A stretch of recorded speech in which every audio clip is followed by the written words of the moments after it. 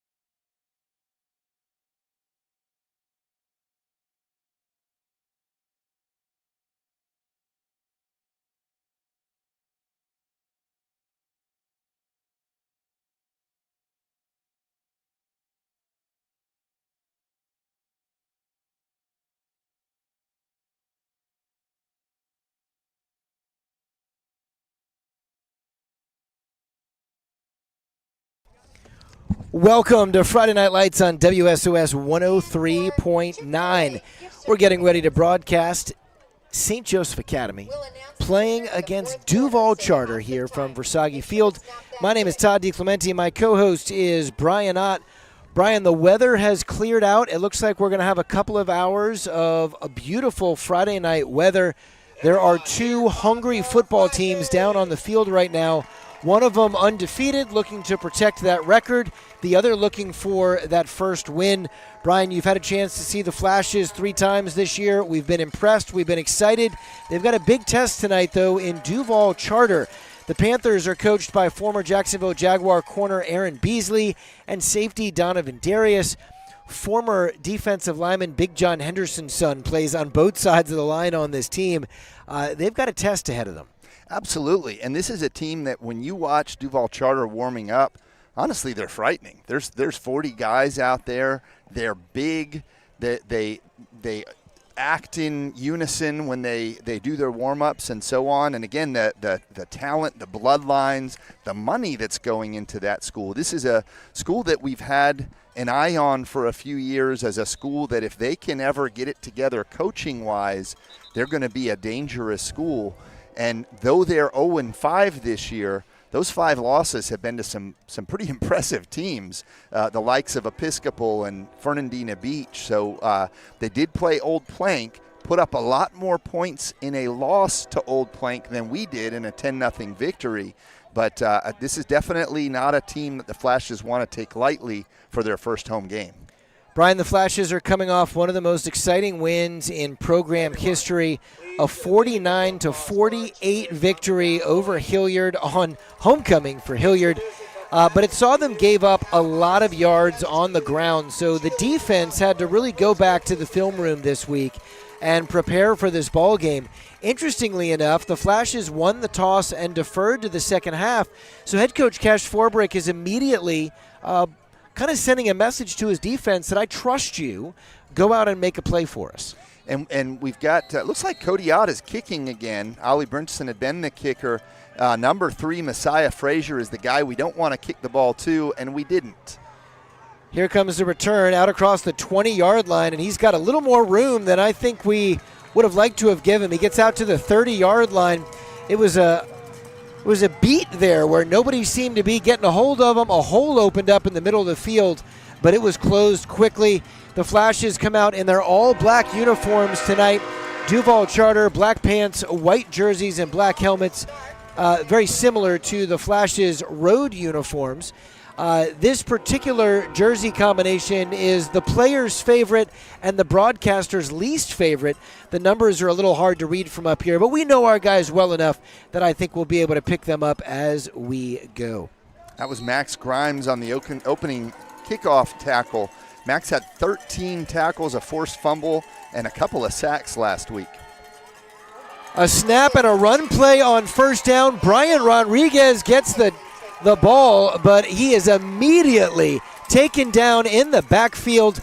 That was Asher Glisson just completely blowing up the play. Yeah, and Asher Glisson was another big story last week. Asher has gotten off to a slow start. He's our 3rd leading tackler right now. He was by far our leading tackler last year as a sophomore. We anticipated him being our leading rusher. He's still number 2 in rushing. But boy, he had a terrific game last week on both sides of the ball. 150 yards rushing, had a forced fumble down in the final drive, and 2 blocked kicks that were a huge difference in a 1-point game. He was a monster all around.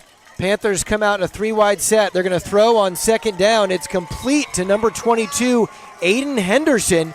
Henderson is brought down immediately, gets across the 30-yard line, though. They'll actually mark him at the 33. A nice pickup there on second down is going to put them in 3rd and 7. 10:45 to play in the first quarter, no score. And that's sophomore defensive back Camden Schweitzer, who's really had a terrific season so far, tackling the son of an NFL player on the 3rd play of the game. Aiden Henderson, the son of Big John Henderson, who I anticipated being a lineman. He's not. He's a wide receiver. 4 wide receivers in the set on 3rd down. Quarterback Kendon Stinson is in a shotgun. He drops back to pass. He's under pressure. Glisson can't bring him down. Grimes is chasing. Stinson lets it go into coverage, and that falls incomplete. It looks like Henderson was the target, but that's going to bring up 4th down and long from the 33. We had a defensive back there that looked like he might have gotten tangled up in the feet of Henderson. Fortunately, no flag. Had a great pass rush. I think that was Asher Glisson that forced the quarterback out of the pocket. Didn't have the edge sealed. I was worried, Todd, that he might turn the corner and come close for picking up a 1st down. He did not. Seeing a little lightning in the distance, but it does look to be in the distance. Didn't see any threats on the radar. It's far to the east and moving east.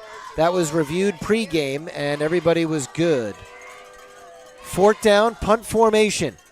I think it's Cam Coffindaffer back, but with these dark uniforms, hard to say for sure. J.U. Terry is your punter. Gets away a good one. That ball is bobbled, and I think Cam was able to fall back on it. And it was Cam on the return. He did not field that ball cleanly from the start. And so it is down at the 35-yard line, which is where the Flashes will take over 1st and 10. This is a Flashes offense that struggled against Old Plank in the first half and then put up 10 points in the second. Fast forward the following week, they're down and just kept making play after play after play. We'll see which offense we see tonight. 4 wide receivers in the formation, 3 out to the left, 1 to the right. Flashes moving from left to right on your radio dial. Ott looks out to the flat. It's a high throw, but it's caught. That is Coffindaffer. He's got 10, he's got 15, and steps out of bounds just across midfield. Nice throw and catch there. That'll be a 1st down on the first play of the game. Yeah, and it's nice to get an easy one, first off. It looked like it sailed a little bit on Cody. Cam went up to get it, and the end result, nice run after the catch, 12-yard gain. And that was Jack Powers, not Cam Coffindaffer on the play. Good catch. So hard to see those jersey numbers. Flipped formation here. Now 3 to the wide side. Ott in a shotgun. Takes the snap. Pitches it left to Glisson. Glisson's got some room. He gets across the 50. He'll get into plus territory here. He's marked down at the Panthers 46. It'll be 2nd and 3. No, it's not, unfortunately. There's a flag down. It looks like a holding call against the Flashes. And boy, that flag was thrown really early. Asher got upfield so quickly that you didn't really need to hold, but we did. And so looks like it's going to be a repeat of 1st down. So the ball comes all the way back to the 39-yard line. Huge flip of the play there. 8:55 on the clock here in the first quarter. No score. Flashes on their first offensive possession of the game. 4 wide receivers, twins to either side, tight to the line. One of those guys comes in motion. It's Coffindaffer. They throw the jet sweep. He's going to get back across the 50-yard line, makes a great move at the 50, wiggles his way back to the 46. They made up every yard they lost after the penalty, and we are back to 2nd and 3. And the jet sweep might have been the key offensive play of the game last week. It seemed like every time we ran it, often in really critical positions. We did score the game-tying touchdown with that jet sweep. Cam made plays. He's so dangerous in open space, and when it's blocked well, that can be a big play for the Flashes. 2 wide receivers, more of a heavy tight end formation here, and it's a run play. And Glisson goes off right tackle, gets out across the 40-yard line. That'll be a 1st down and more. Ball is spotted at the 39. And Todd, once again, great surge from the offensive line. Asher had a great hole, a nice 7-yard gain there. I think if we can create that kind of running attack, we're mostly running against a 7-man box. I think this is a game where the Flashes can put a lot of points up. We got a 3-on-2 situation on the left side, very deep safety. And quick throw to the outside is complete. Nice cut to the outside again across the 30, now the 25. And Cam is still on his feet, gets taken out of bounds at the 18. Fantastic run. Made a couple of guys miss. Really good vision there by Coffindaffer. And that's 2 catches already for 34 yards. We're hearing a flag down. It looks like they're pointing to the defense. I didn't see a flag down. I heard that from the PA announcer, but the There ball is a is flag. not moving. There is a flag out of bounds, and it was not actually a flag. It is the clip they're using on the chains. So I think the PA announcer got fooled a little bit. 7 minutes to play in the first quarter. No score, but the Flashes are in the red zone for the first time. Ball was marked down at the 17. They're on the left hash. Everybody's tight to the line here. Ott in a shotgun, orbit motion, pitches it. Now they try to throw it back to Ott, and the quarterback, or at least the receiver, slipped trying to make the throw, and that was incredibly dangerous, but falls incomplete. Yeah, never really had his footing. I think that was Jack Powers. Jack Powers, yes, sir. On the incomplete pass, trying to throw it back to his quarterback. It's a nice little wrinkle there that we haven't seen.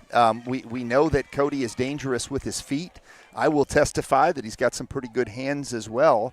If he's not covered, that could have been a nice play for the Flashes. 2 wide receivers on the wide side of the field.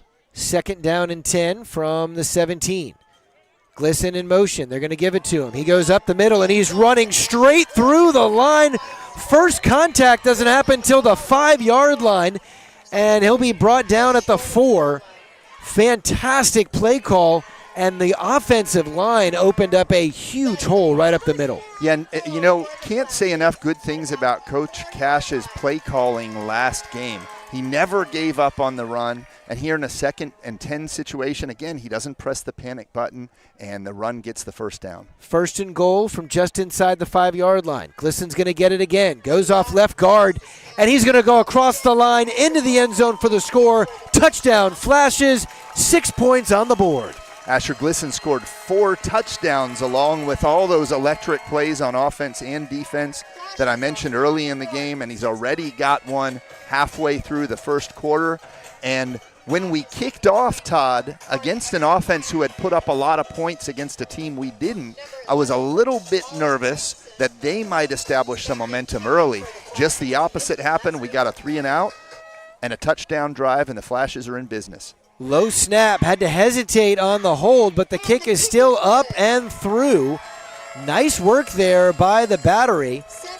If I'm not mistaken, that was, well, I'm going to ask the question, was that Ott or Brinteson on that kick? I'm almost positive it was Brinteson. It was definitely not Ott. Ott was holding. And well, then there I do you go. see 1-1 coming off the field, but a really good job by both of them. It was a low snap again that Cody had to kind of reset, and it's hard when you're in your motion as a kicker to break your run, pause, and restart it, and that's exactly what Ollie did. Ollie had some struggles with extra points early in the season, but has since rebounded and nails the first one today. 7 points on the board for the Flashes, 6:16 to play in the first quarter. Flashes are playing their first home game of the year. The field looks absolutely fantastic. They've got an SJA logo back out there at the 50-yard line. And we've actually got some new yard markers and numbers. You might notice the stencils have a little more style to them this year. So pleased to have those done. The field really does look great. The grounds crew out here, a couple of our coaches in Wiley Thibault and Barry Fox obsess about taking care of this field. We've got Ag Pro who comes out and does a great job on it as well, and it looks good tonight. Again, number 3, we haven't seen him involved in the little bit of offense. Messiah Frazier, that's the guy we want to avoid. Flashes go for the onside kick, and I think they've got it! A Flash dives on the ball at the 45-yard line.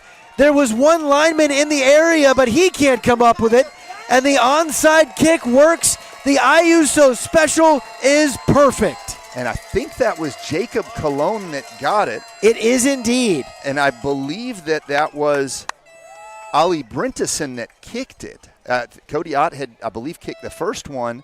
So interesting that both kickers have gotten some work. Ollie's only a sophomore, first year kicking. That was about as perfect of an onside kick as you could ask for. And here the Flashes have the ball once again in Duval Charter territory. 4 wide receivers. Flashes are spreading them out here. Here's the snap.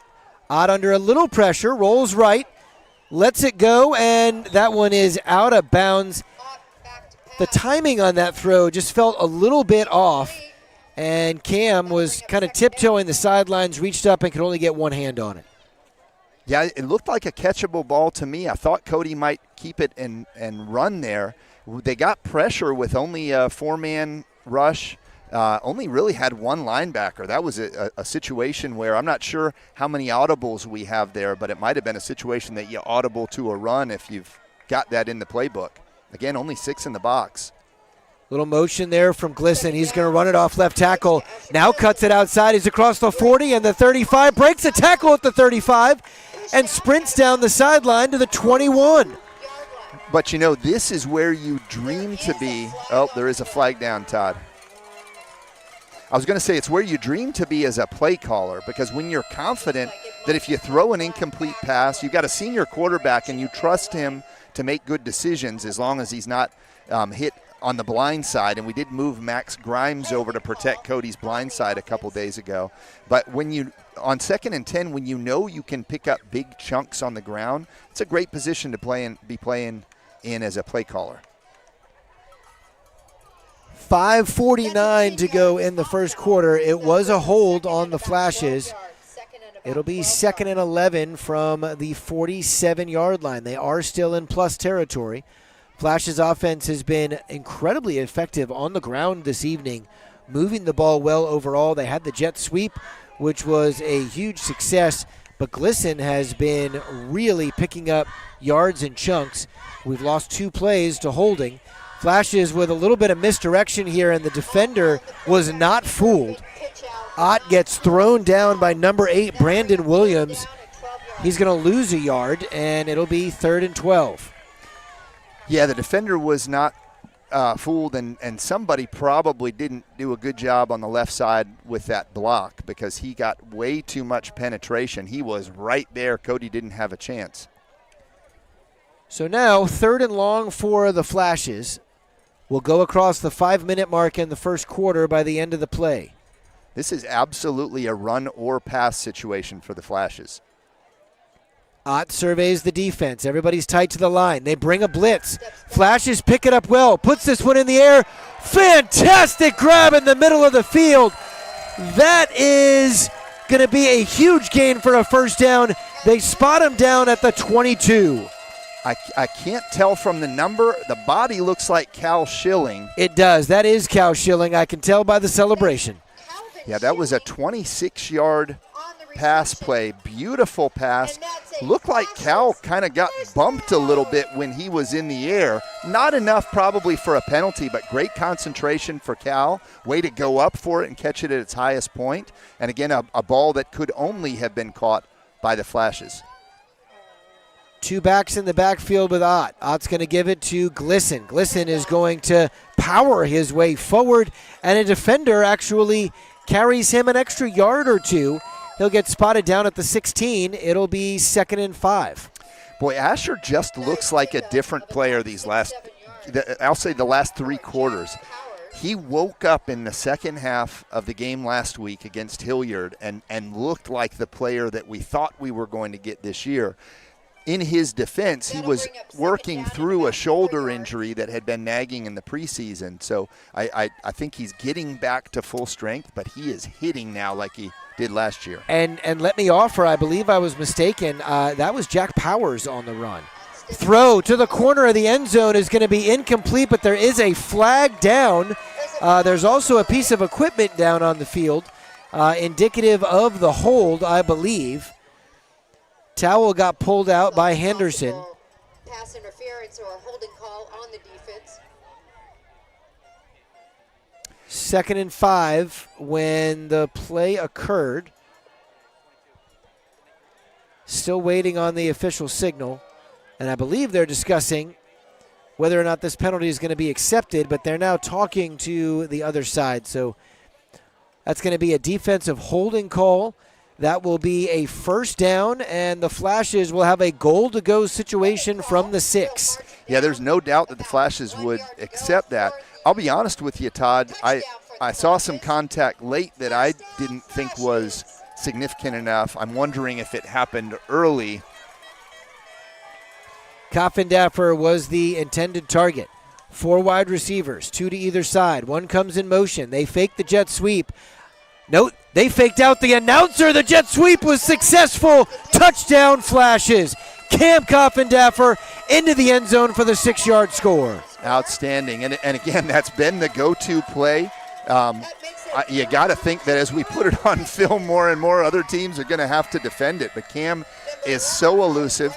Cody loves it because he does an underhanded toss for 1 yard in the backfield, and he gets credit for a touchdown pass. But a lot of great play calling there, and the Flashes are successful on the ground, and in the air.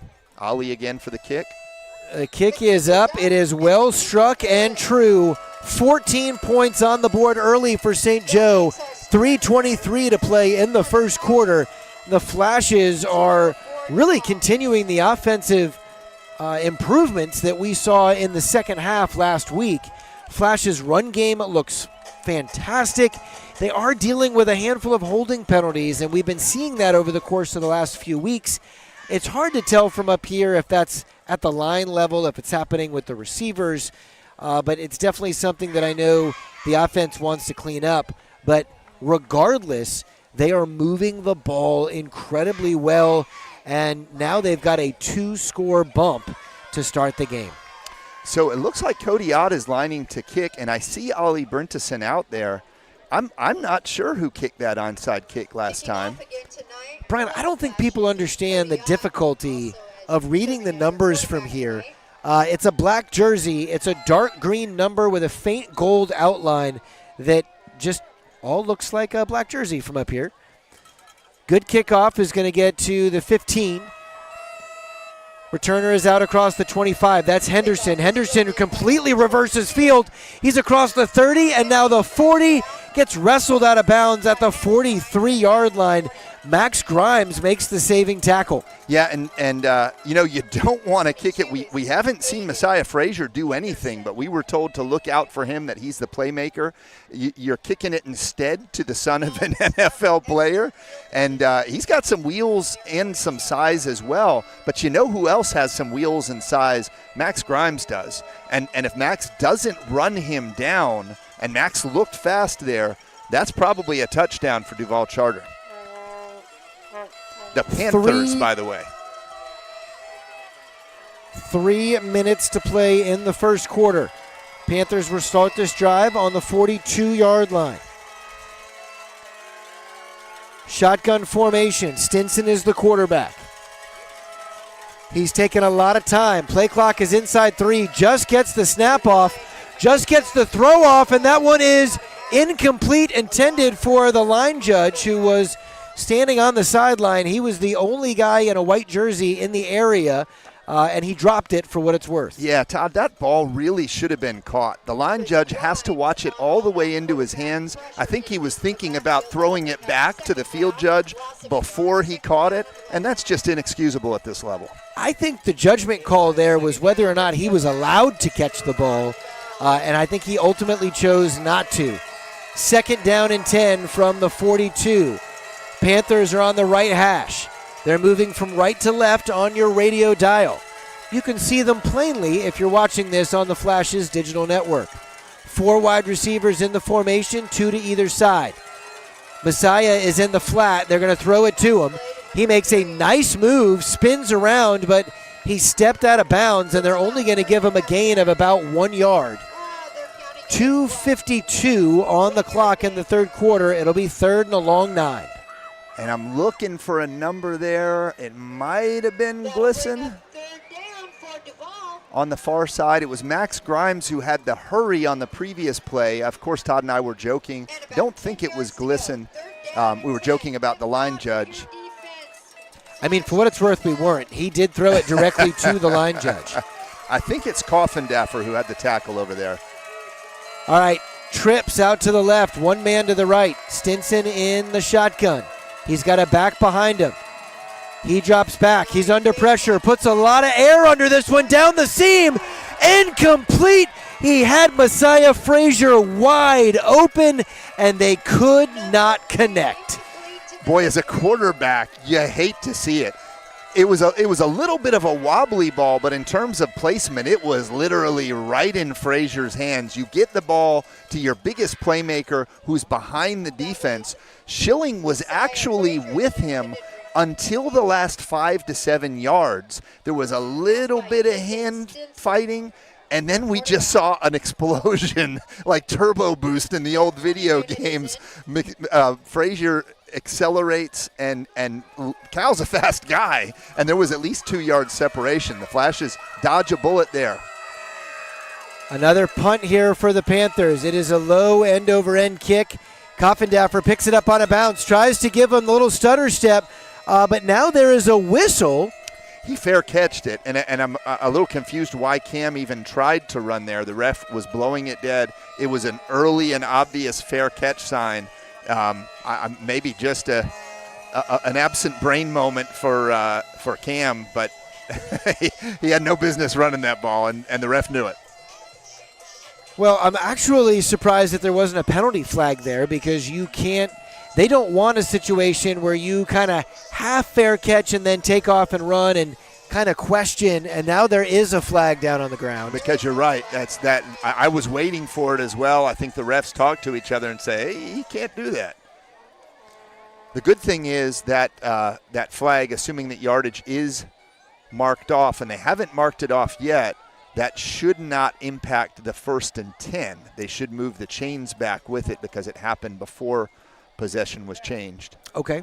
I mean, obviously that's a positive for the Flashes.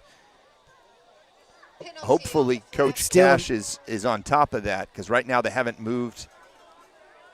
No, now they have moved one chain, Okay, the second they're moving chain. them both. All right, here we go.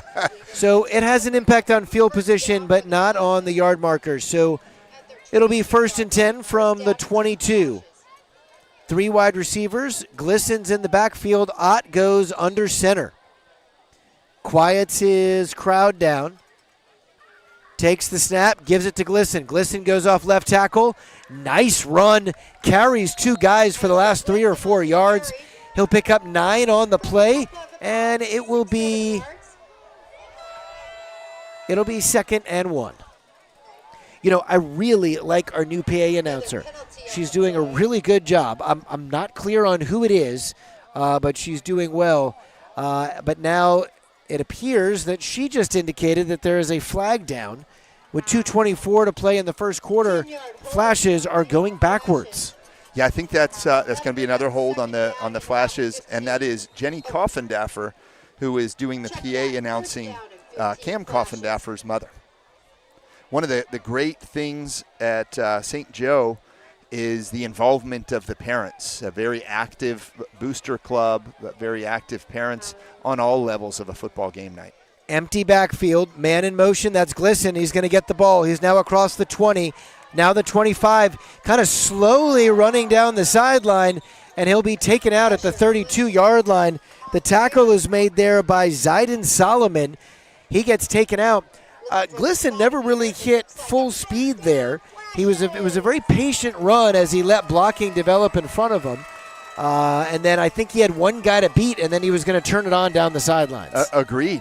We kept waiting for it, but we have seen Asher. In fact, just last week he broke one for, 50 or 60 yards, I think a touchdown run. But there was that jet sweep again. Boy, we've got a really unusual formation here. 4 wide receivers out to the left, a man standing deep. A direct snap, though, to a big human in Max Grimes, and he goes rumbling down the right side.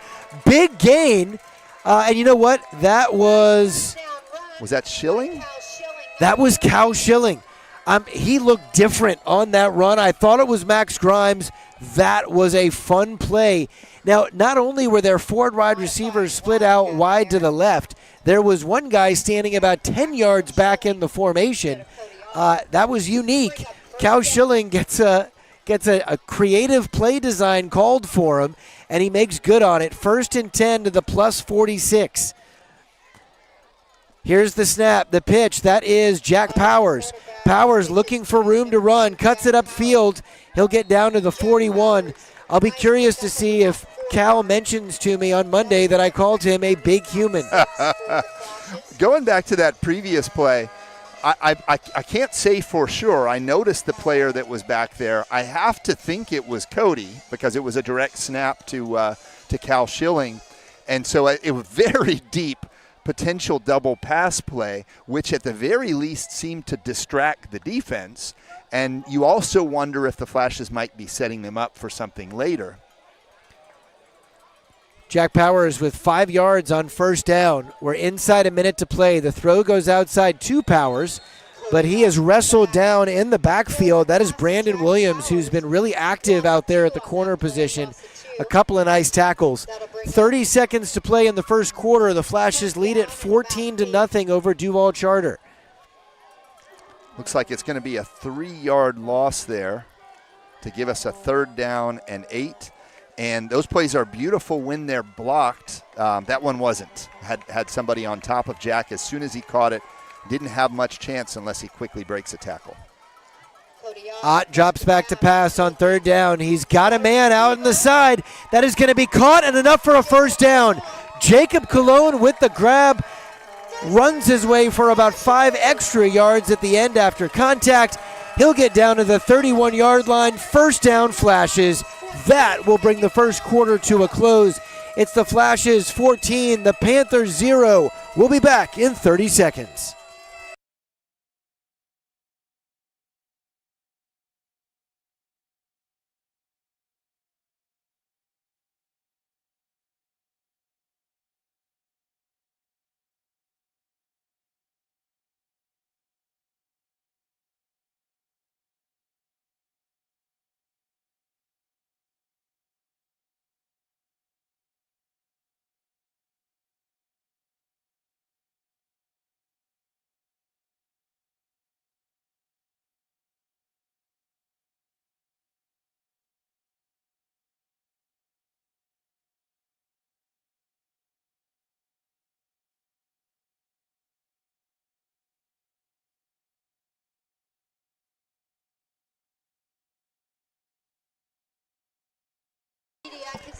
Connor's playing Mike. Welcome back to Friday Night Lights on WSOS 103.9. Getting ready to start the second quarter here. The Flashes lead at 14-0. Flashes are 3-0. The Panthers of Duval Charter, coached by Aaron Beasley and Donovan Darius and a couple of other former teammates of theirs, have struggled this year 0-5, but against some really impressive opponents, as you pointed out. Against common opponents, they had a very high-scoring game against Old Plank, where we had a very low-scoring game, so we anticipated that this might be an interesting matchup for the Flashes, but they have dominated the first quarter. They are now inside the 30-yard line, making their way forward. Same formation, and it was Cody Ott that was this time only about 10 yards off the line, about 5 yards behind Cal. Direct snap to Cal Schilling, no look to Cody, and it's a nice 6-yard gain. Brian, thanks for jumping in there for me. We got 11:43 to play in the second quarter. Flashes have it now at the 28-yard line, 2nd down and 3, but we've got a defensive timeout on the field, and even though we just took a break, we've got another timeout. So, Brian, we're going to stay right with it. Our producer, Kathy Sherwood, back in the WSOS studios, I'm not sure she even had time to get to the next commercial. Although knowing Kathy as I do, she already had it queued up and she was all ready to go. But we're going to stay right here through this timeout. Brian, I almost feel like we got to take a little bit of a deep breath after that first quarter. Flashes are running the ball well. The defense, though, looks fantastic. Absolutely. The offense and the defense look fantastic. The play calling has been fantastic. Cody has had what seems to be a very quiet but efficient first quarter. He's thrown for close to 100 yards, helped by 3 jet sweeps that actually go in the air, but he's thrown to 5 different receivers. We've had great running from Asher Glisson. We've had some nice runs from Cal Schilling. We've had Jack Powers involved in the rushing game. The only guy who really hasn't done anything on the ground is our leading rusher going in, the quarterback. But really the Flashes, everything in that first quarter went about as good as it could on both sides of the ball and special teams, where we kicked nice and recovered an onside kick. Spread formation here for the Flashes. Here's the throw out in the flat. It is complete. Coffindaffer gets slung out of bounds inside the 10-yard line. They mark him out at the 9. Great gain there. That is that intermediate passing game that Ott and Coffindaffer really find success with. Yeah, and I think Cody was surprised to see Cam as open as he was. He wasn't hugely open, but it was one of the easier throws he's had in that intermediate zone. I think they have to respect the speed of Cam. They were playing a little bit soft, did a nice little hook route, and there he was for 14. Ott gives this one to Glisson. Glisson tiptoes his way through the line and now barrels his way across the line. Another touchdown for the Flashes. Glisson with his second score of the night. It's 20-0. And just an amazingly efficient drive, times 3. Every time the Flashes have touched the ball, they have marched down virtually unopposed. The only thing that has even slowed them down has been their own holding penalties. And in every case, they've been able to overcome them without so much as going to a fourth down play. They've done it on the ground. They've done it in the air. Really impressive start to this game against an impressive-looking team in Duval Charter. And Ollie hits his third of the night. And the kick is good. 21-0. 11 minutes and 4 seconds to go. The Flashes offense, they are efficient, they are effective, and they have given the Flashes a 3-touchdown lead early in this football game. And now the Flashes get ready, we assume, to go back on defense. Last time we were here, we saw the onside kick find great success. That was 2 kicks ago. The last time we saw Aiden Henderson almost return one. And I really think that a part of the strategy of the onside kick was not just playing the possession game. When you've got Henderson and Frazier back there, and they've actually got 3 deep guys, why not just kick it short? Why not give their big play guys an opportunity to do something? It wouldn't shock me, Todd, if we tried another onside kick now or at some point later in this quarter. Still only got 5 men on the front line. We do have Cody lining up. That could be a sign that we're kicking it deep. So far, he's kicked it twice deep. Ali did kick the onside kick. It was confirmed in a break. Low line drive kick picked up and fielded nicely by the returner, who will get across the 40-yard line. Good hands there by number 33. I don't have great lighting at the moment, but I believe that was Zachary Brubeck on the play. And that was Ollie Brinteson on the tackle. He's been super involved in special teams all season. And I think that was very much by design. A squib kick, you'd like it not to be at somebody but in between, but it's hard to control those squib kicks. But I think the Flashes right now, the way their defense is playing, I'm not sure they've given up a first down, Todd, would rather play defense at the 43 of the Panthers than risk one of those big play guys ripping off a long kickoff return when the Flashes have all the momentum. Brian, last time we saw this offense, Stinson threw a 50-yard bomb to a wide-open receiver, and it didn't connect. But there is some concern, of course. Messiah Frazier is the guy that we were warned about. He most assuredly was open on that play. We'll see how they try to scheme things up to get him the football. When the Panthers, this is not a great start to this drive. The Flashes back them up 5 yards after a delay of game penalty. You hate to see that for your offense coming off of a kick return. Under 11 minutes to play. The handoff up the middle. That is Brian Rodriguez, and he is taken down after a modest gain of 4 yards. And that was Asher Glisson on the tackle. A big hole that the runner had to go through. If Asher doesn't get the tackle by an ankle, then that could have gone for, I would say, at least 6 or 7. Instead, it's no gain. That'll bring up second down and about Second and long here for the Panthers. 10:20 to play here in the second quarter. Flashes lead 21-0. Good pressure up the middle by the defense. Quick throw to the outside is going to be incomplete. He was in a hurry letting go of that football. And once again, it was Asher Glisson. Asher has been everywhere tonight on both sides of the ball. He has gotten into the backfield so quickly. And there was a guy wide open because the right side defensive end, might have been Max Grimes, was kind of ready to sandwich the quarterback. There was a guy over in the flats on the left side, but the quarterback was so hurried he just sailed it. And this is Max Grimes' time, Todd. 3rd and 15 all season long. Max has just bullied people in the background. Biggest enemy to him has been the roughing the passer penalty. He's on the right side of that defense, and he is eyeing that left tackle. Grimes time. 3 wide receivers. Here's the snap. Stinson puts this one in the air, and that is going to be incomplete. Frazier didn't see the ball go up. Coffindaffer had great coverage. That one falls incomplete. It'll be 4th and 15 with the ball on the negative 38-yard line. Great coverage. Coffindaffer was deeper than the receiver. The ball really was probably uncatchable.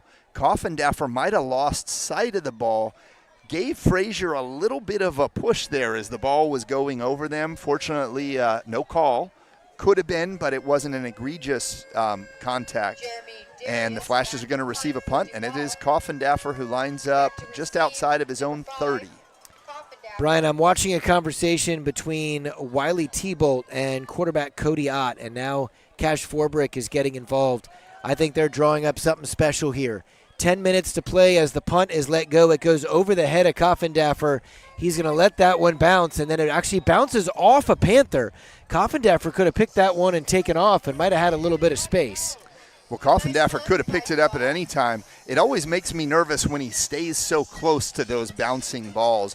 The ball actually went over the head. Over his head. I don't know if he lost it up in the night sky. But after it goes over his head, at that point, the smart thing to do is just back away, make sure it doesn't bounce in any direction. You don't have anything to defend in that situation because even if it bounces off of a Panther, they can't do anything with it unless it touches a Flash. 1st and 10 from the 22-yard line. Flashes in an I formation. I haven't seen an I formation in a minute. Handoff is gone to the fullback, who then pitches it outside to the tailback. So that is not a normal I formation play, but I kind of liked it.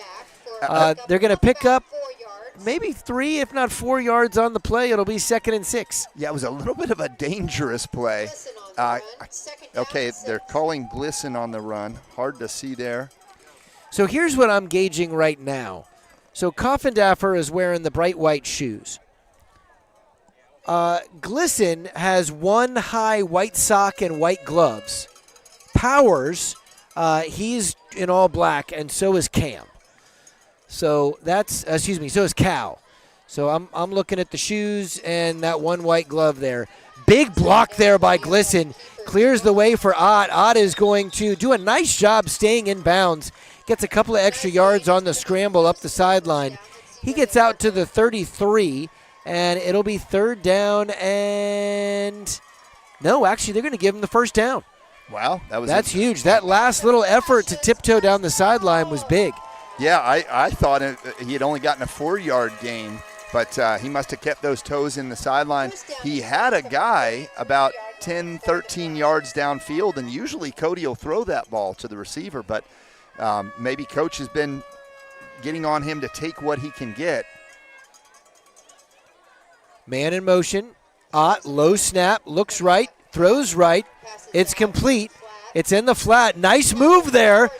Powers is able to shake a guy, picks up 15 on the play, goes out of bounds. They'll mark him out at the 46. Flash's offense moving the football well. 8:23 to go in the first half. 21-0 is the score. And now we have the announcement of a flag. Yeah, it's down about the 38-39, so it looks like it's going to come back from there. Ooh, it is a 10-yard penalty that will take the ball back to the 28. You know, Todd, on those little swing passes, the screen passes, it's an easy pass in the sense that it's a short pass. You're not throwing it downfield. You're not throwing it into coverage. But that pass could not have been thrown any better. A nice tight spiral into the field where he wanted Powers to run so that he could catch it on the run and immediately head upfield. It's the little things like that that make this offense look so good when it's operating at a high level like it is now. Another flag on the field. Might get a delay here. Which seems, and that is the call, but there was a penalty.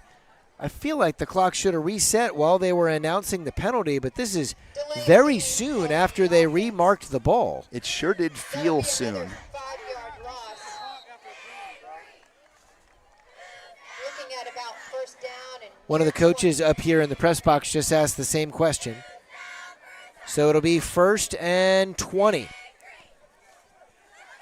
Low snap to Ott, handles it well. Quick throw to the outside is complete. short pass. They'll pick up about 6, maybe 7 on the play. 5 yards.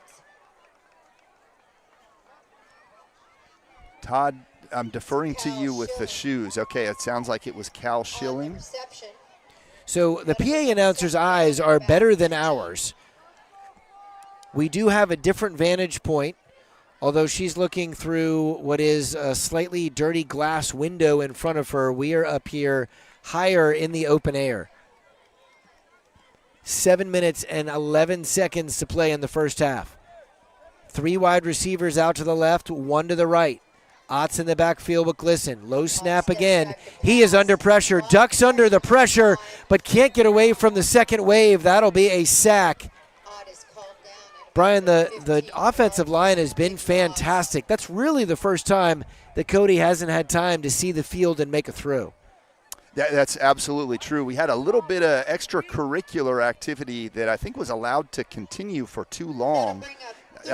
Some early pushing and shoving. Really, it was our running back protecting our quarterback. A couple guys held on a little bit long after the whistle for Asher Glisson's taste, and there were some words exchanged, and one of the defensive linemen really wasn't going back to his side of the line, and Asher was just kind of pointing, go back over there, and fortunately a few of the Panthers defenders grabbed their guy to prevent a penalty.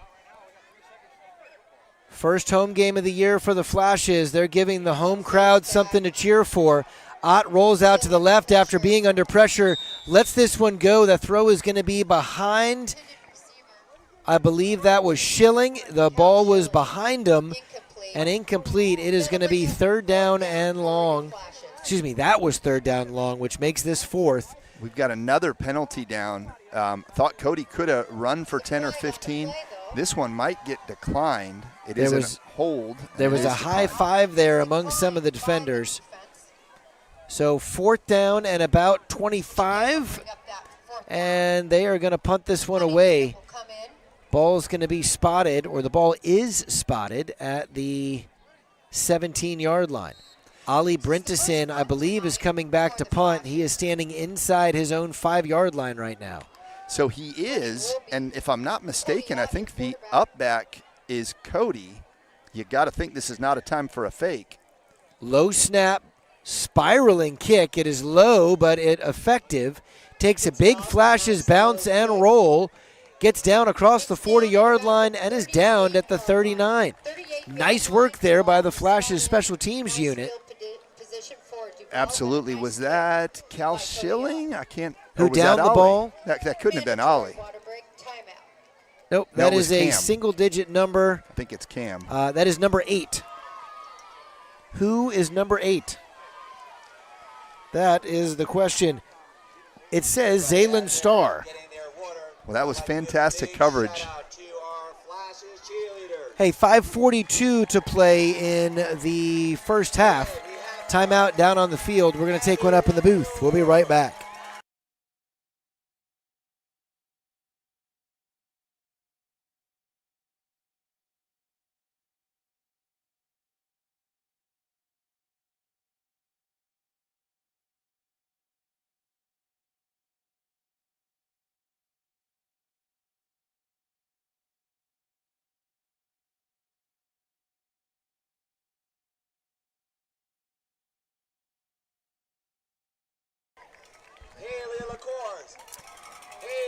The cheerleaders are being introduced right now. We've not only got our full St. Joseph Academy cheerleading squad, But we have guest cheerleaders, both from Cathedral Parish School and from San Juan del Rio Catholic School up in the Switzerland area, just north of St. Augustine in the Royal Golf Village. 1st and 10 for the Panthers. Quick throw to the outside is going to be a little too high and incomplete. Decent coverage there by the Flashes. I think that was Coffendaffer on the coverage. And yeah, Todd, what a great sideline experience this is right now. 3 squads of cheerleaders, the St. Joe cheerleaders mentoring the younger cheerleaders who were invited to cheer for the first half. It is grade school night at St. Joseph Academy, and coming from Cathedral Parish School, I know there was a lot of energy in our student body. Over to our right, we've had a pretty big group of CPS students and a lot of families coming out to cheer on older siblings and cheerleaders alike. 5:37 to play in the first half. Quick throw to the outside is going to be high and incomplete. Messiah Frazier was the intended target. And boy, they're really hearing the footsteps in the backfield. Every pass is hurried. He's got people breathing down his neck. Even those short, theoretically easy balls are being rushed, and it's 3rd and 10, and the Flashes have practically lived in this situation. You know, we have a Flashes defense who shut out 2 of their first 3 opponents and then gave up 48 points and 470-plus yards of rushing from a single player. I think they came into this game with a chip on their shoulder. And after a week of practice and a lot of film study, they've cleaned up some of the mistakes that led to those issues. They get good pressure here on 3rd down. The long throw down the sideline, well covered, but a flag comes in late.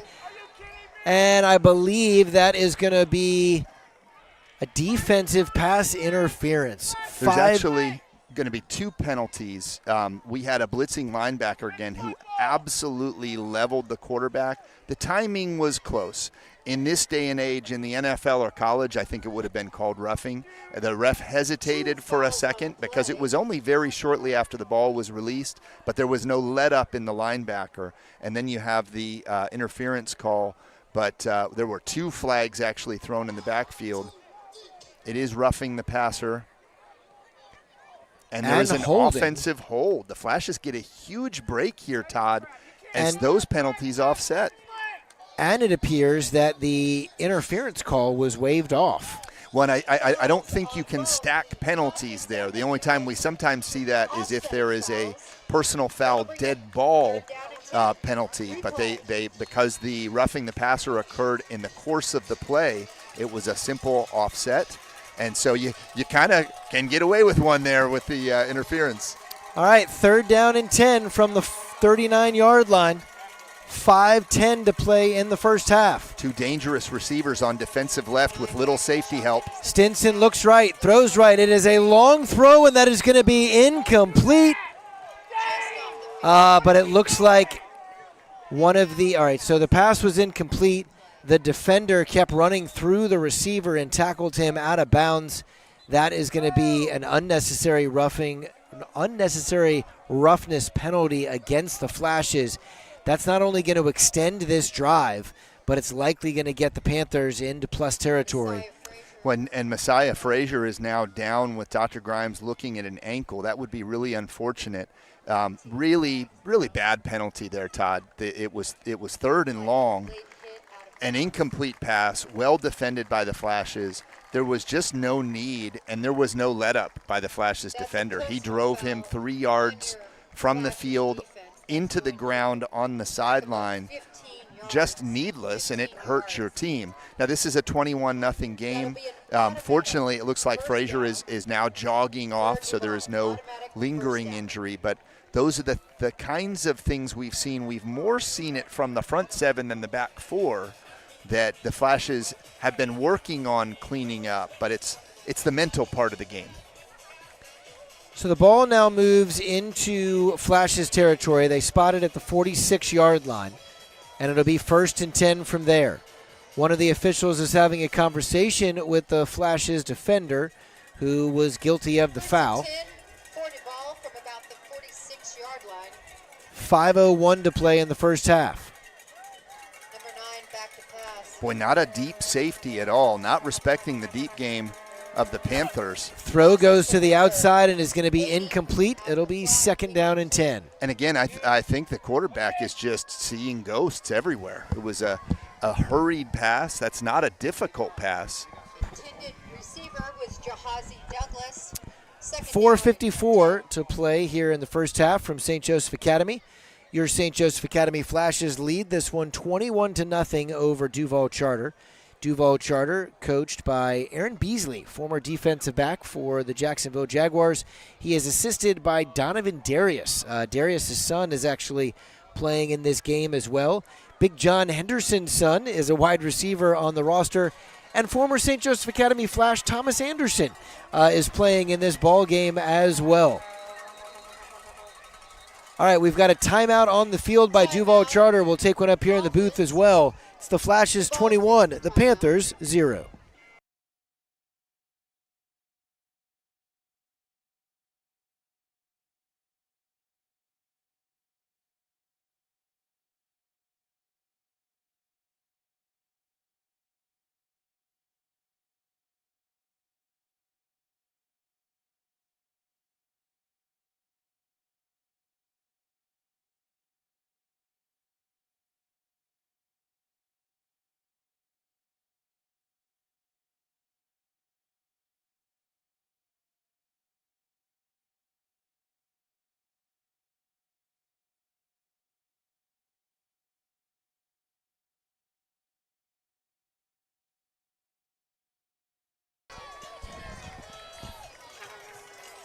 Welcome back to Friday Night Lights on WSOS 103.9.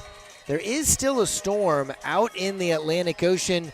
The referees determined pregame that it was far enough away where the fireworks that we're seeing out there over the ocean don't impact the game. Now the jet sweep from Duval Charter finds a little bit of room. He'll get down to the 40-yard line. They'll pick up 6 on the play. That is Messiah Frazier, and a flag comes down late. I think there was a little bit of jibber-jabber happening between players from opposing teams. Asher Glisson was on the tackle there. And it looks like the refs are pointing in the direction of Duval Charter, so the jibber-jabber must have been jabbered by the Panthers.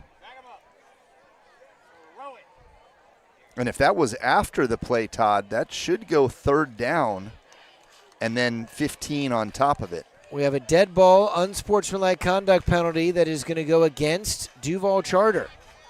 Now, they're going to mark that penalty off. So it was 2nd down and 4. They'll mark this one back the 15 yards to the 45-yard line. So they haven't flipped the down marker yet. And now they just now did. They it is do. 3rd so down. It's going to be 3rd down and almost 19. Not almost 19. It's 3rd down and 19. 4:43 to play in the first half. 4 wide receivers in the play for the Panthers. That'll be 3rd down. Coverage is tight here in the slot. Frazier sprints across. Quarterback tried to fake a handoff. There was nobody there except Flash's pressure. That'll be a sack in the backfield. It'll be 4th and long.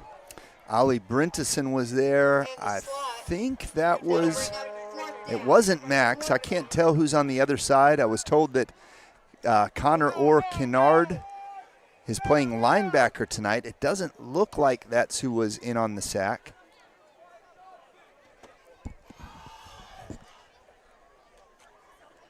.4:10 to play. Coffindaffer stands back at his own 20-yard line waiting for the punt.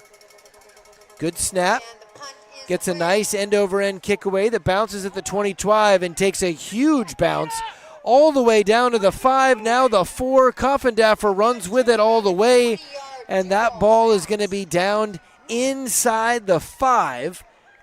Brian, it feels like the returner could have picked it up on a number of occasions. And now they've got some tough field position. Yeah, we're hearing some frustrated words from one of the coaches. Dude, what is he doing? I think is a direct quote. Because you're right, there wasn't a defender within 10 yards when it started to roll. It was a slow roll. Wouldn't have been a dangerous time to field it, even just to pick it up, stop the negative momentum, and run out of bounds, we probably could have saved 10 yards.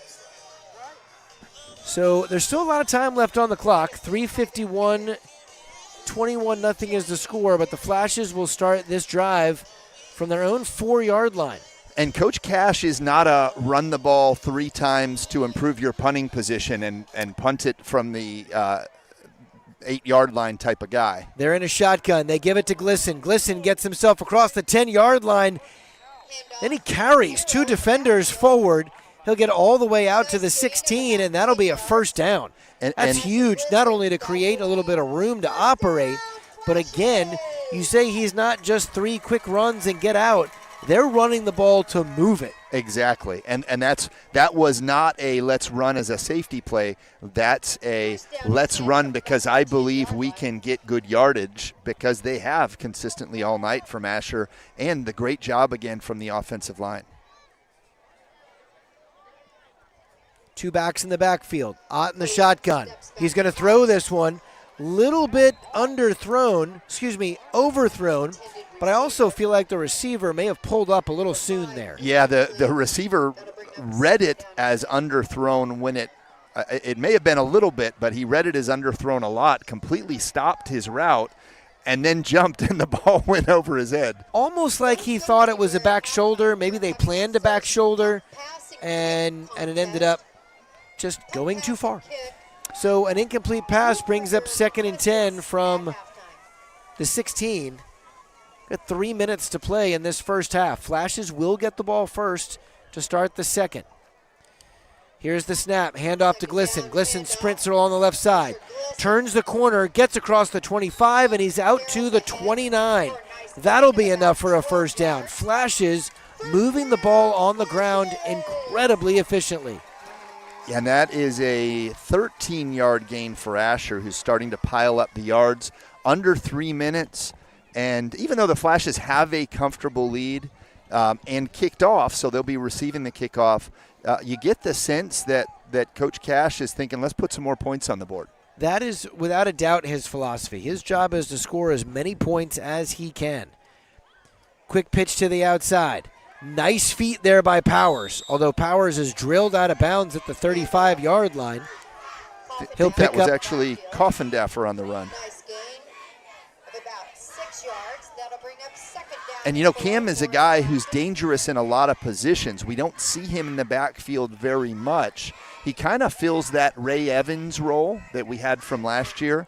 He'll get the ball in the flats. He's a downfield target. He can get the ball in the backfield. Of course, the jet sweep has been super dangerous. 2nd down and 4. 1:55 to play in the first half. They're going to run the jet sweep. That's Powers. Powers gets around the right. He's got the first down and more. Jumps over the 40-yard line, but he loses the football. It is on the ground, and the Flashes are very fortunate to have recovered it. The ball ended up going forward about 3 yards and will be spotted at the 48-yard line. Great run by Powers, but that fumble could have been a disaster. Without a doubt. Did you happen to see, Todd, who recovered it? I did not. All I know is that 2 black jerseys were in the area, jumped on it, and we retained possession. Great run by Powers. So a minute 25, I think that's going to be a Flashes timeout. I believe that's the first one. And I was just about to say clock management is starting to become an issue. I thought we got out of bounds on Cam's run, but the clock never stopped, and we burned a lot of time there on those 2 plays. So the ball is at the Flashes' 48-yard line. 1:22 to play in the first half. Flashes lead it 21-0. For all of you listening on WSOS 103.9, Flashes are moving from right to left on your radio dial. All black jerseys today, all black pants, black helmets. And I can't see the numbers because they are a very dark green with a little gold outline that in person, in the light, look great. They really are great uniforms. I'm just struggling from up here. I might need to talk to my eye doctor about improving my contact prescription. And I'm looking for one of the linemen out there. I think that's number 55. We don't have a 55. I'm not sure who it is. because the line has done a terrific job. Like to call those guys out. Cole Duffy, Max Grimes. Ott with a throw out to the left. He's got Powers again. Powers is going to get across the 50, and the corner just kind of grabbed his ankle and held on for dear life. It's going to be 2nd down and 7. 2nd down and 7 flashes. Clock continues to run for the Flashes. Make it 8. Jaden Anglin on the tackle. Under a minute to play. Ball's at midfield. Ott drops back. He is going to have to escape to the right. And oh no, he's going to take the sack all the way back at the 39-yard line. May have had time to throw that one away, but opted to keep it. He saw something downfield that he wanted, and I think he just wanted it too much. Yeah, that was definitely a throwaway situation. I'm sure the coaches are going to have a conversation with 34 seconds left, and now 3rd and 19.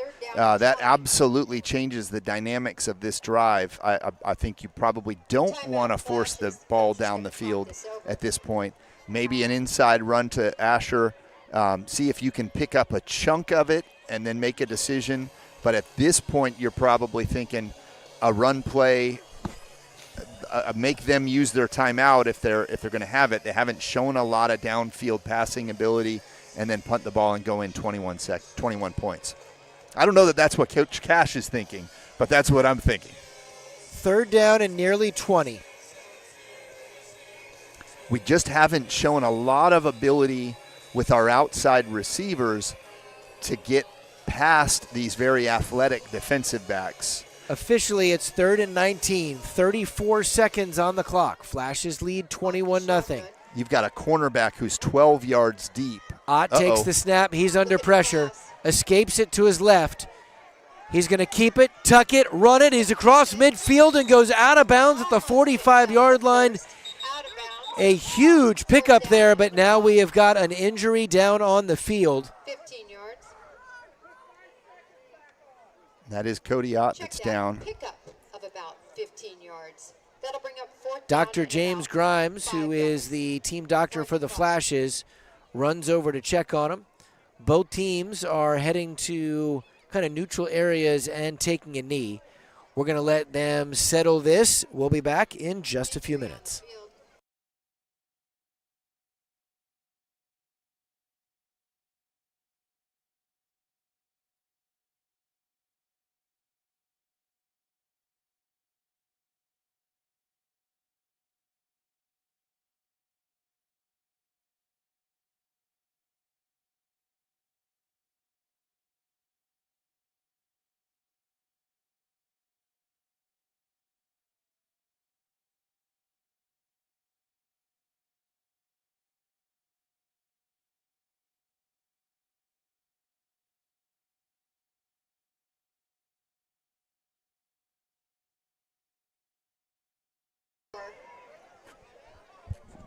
All right, Cody Ott was able to get up with a little assistance from Dr. Grimes. He's kind of shaking one of those legs out. We'll evaluate that as we go. Backup quarterback, I believe that is Brady Leth out on the field. Man comes in motion. They're going to run the jet sweep. Coffindaffer cuts it upfield, and he's going to get the 1st down. Well-designed play, and now Coffindaffer is slow to get up. He gets a little assistance from his teammates, and the Flashes are going to call timeout. 8.3 seconds on the clock. Ott is standing next to Forbrick, and now he's jogging out onto the field. He is going to give it a go. With 8 seconds to play, and I believe that was their final timeout, they've got to go for it all here. Brady he gets credit for a completed pass there. Goes for 7 yards. The jet sweep again, because the ball was in the air, counts as a completed pass. Brady has not thrown an incomplete pass this season. Ott drops back, puts some air under this one down the right side. A leaping grab by the receiver. He stays in bounds, though, and the Flashes, there are zeros on the clock. I think Cash is going to come over and argue that they still had time and got the timeout. having a conversation here, but no, the Flashes are heading towards the end zone. That will be the end of the first half. The Flashes score 21 unanswered points. They lead this one 21-0 over Duval Charter. We'll be back in about 15 minutes to bring you the second half from Versailles Field.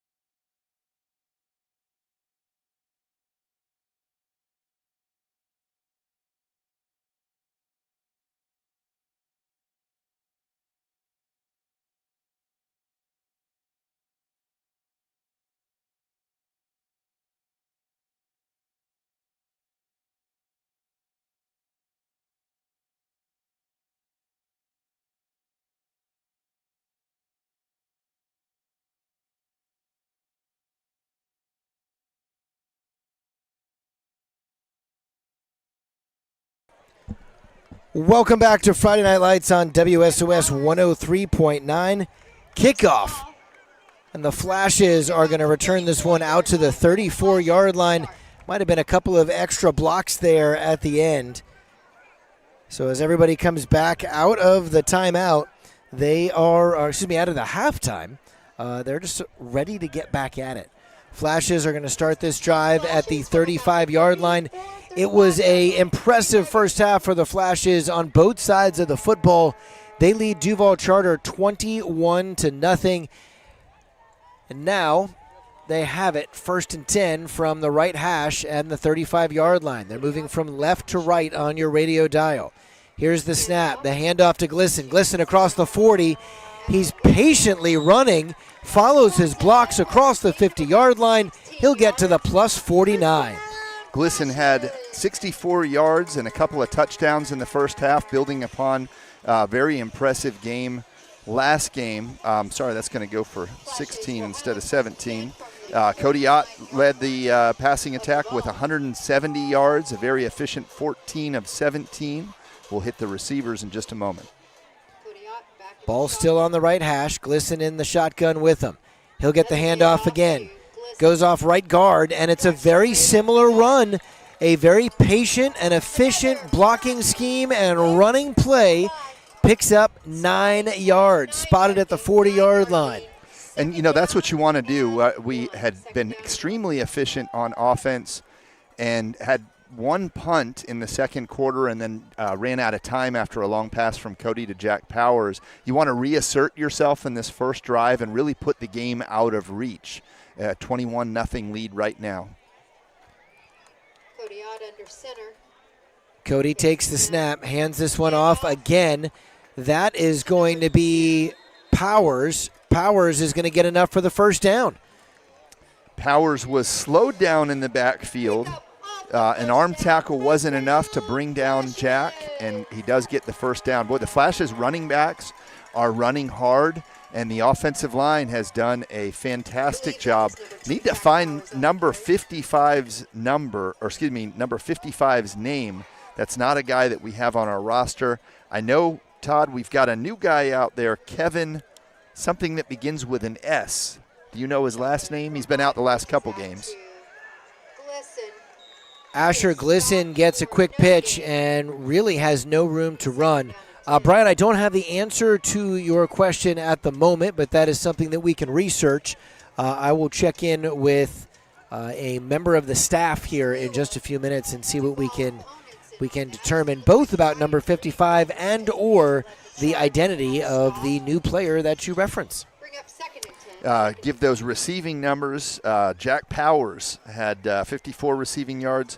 Cam Coffendaffer had 62 receiving yards and a touchdown. 5 different Flashes players caught passes in the first half. 2-back spread formation here. Ott makes the throw. He's got Coffendaffer in the middle of the field. That connection leads to a first down, but the ball is on the ground. There is a scrum for it. I think that the Flashes were able to retain possession, and they have. But that is the second time the football has made its way onto the ground after one of the Flashes' receivers made a great play. But it'll be 1st and 10 from the 29-yard line. Flashes knocking on the door of the red zone. And we saw that little hook route to Coffendaffer, and this was just as open. Great job protecting by the line, a beautiful ball. And again, Cam Coffendaffer, who's been working through a knee injury himself, was able to make a nice move after the ball. Glisson on the jet sweep, cuts it back. He's going to head across the field. He's got one man to beat who wrestles him down. That is Mr. Henderson. Glisson, though, with a fantastic set of moves. Great vision there on the jet sweep. Takes this one from one side of the field to the other, and it's a first down for the Flashes. It'll be 1st and goal from the 6. Well, I thought Asher was going to get in there. He had, again, very patient running. We've seen that a few times in the open field. Even though he's got some speed, he really was looking for green. Aiden Henderson on the tackle, but Ott's going to keep this one. Barrels his way forward, runs a man over at the goal line, into the end zone for the score. Touchdown Flashes, 27-0. Cody Ott left for one play after a scary-looking hit on the sideline. The diagnosis we learned at halftime was a strained hip flexor. Dr. Grimes, team physician, stretched it, iced it. He was able to come back in, said that Cody should be good to go, and he certainly looked good on that play. Flash's offense has been so effective on the ground today. High snap, good hold, low kick, and it is no good. So the score will remain 27-0. The Flashes take, 4 full minutes off the clock there. 4:05 on that drive, so 7:55 to play in the third quarter. It is now 27-0 St. Joe over Duval Charter. Flashes come into this game 3-0. Duval Charter came in at 0-5. The Flashes, though, have looked fantastic all throughout the evening and all phases of this game, special teams even, after a successful onside kick, and they'll prepare for a kickoff here. Asher Glisson nearing 100 yards on the ground. Cody Ott over 200, very efficient. 16 completions, only 3 incompletes.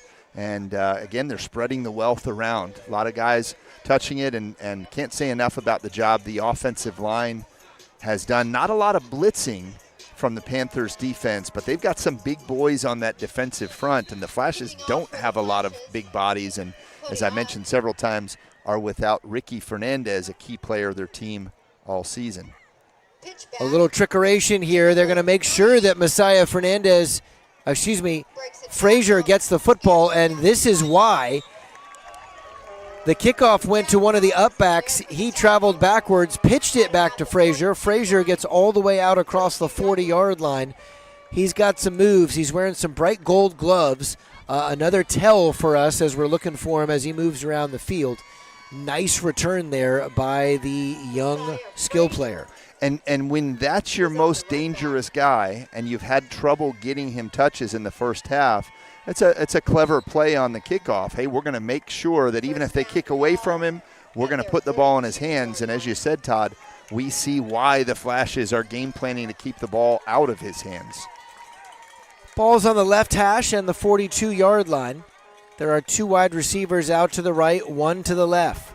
Stinson, the quarterback, in the backfield. He's got Frazier next to him. They give it to him, and look at him go. Runs this one out of bounds with some juice. Pops back up after the big hit on the sideline. He'll get 9 yards. It's going to be 2nd down and 1 from the plus 49-yard line. Camden Schweitzer was on the tackle, but I think he received that blow more than he gave it. Absolutely got trucked by Frazier. I think that's the first time we've seen Frazier line up in the backfield. We've seen him get the ball in jet sweep positions, but again, I think we're seeing a concerted effort by the Panthers to get the ball into Frazier's hands. He's in the backfield again here, Todd. Brian, if I'm watching the film of last week's game against Hilliard, I'm just replicating as many of those run plays as I can. They fake this one, quick throw to the outside, and that one's going to be high and incomplete. Just a flat-out miss by the quarterback. Now, I think initially there was some yards. If we put that's one of those passes I was talking about in the first half, that a good ball that puts the receiver in a position to get upfield in a hurry, hits him on the run, they've got a first down there. But that was a hurried ball that went over his head, and even the time to jump up and catch it, there were 3 Flashes defenders that I think would have gotten there and challenged even if he got the first down. 3rd and 1 from the left hash. Henderson is the lone receiver at the bottom of the screen.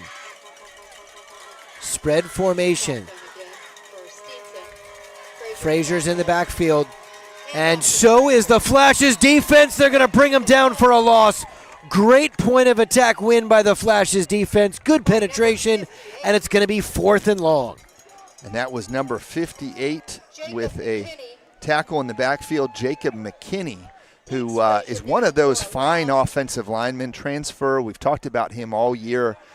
Just really filled an important hole for the Flashes, who lost a couple of several-year starter offensive linemen off of that playoff team that went into the championship game last year in their bracket of the Florida State Sunshine State Athletic Conference.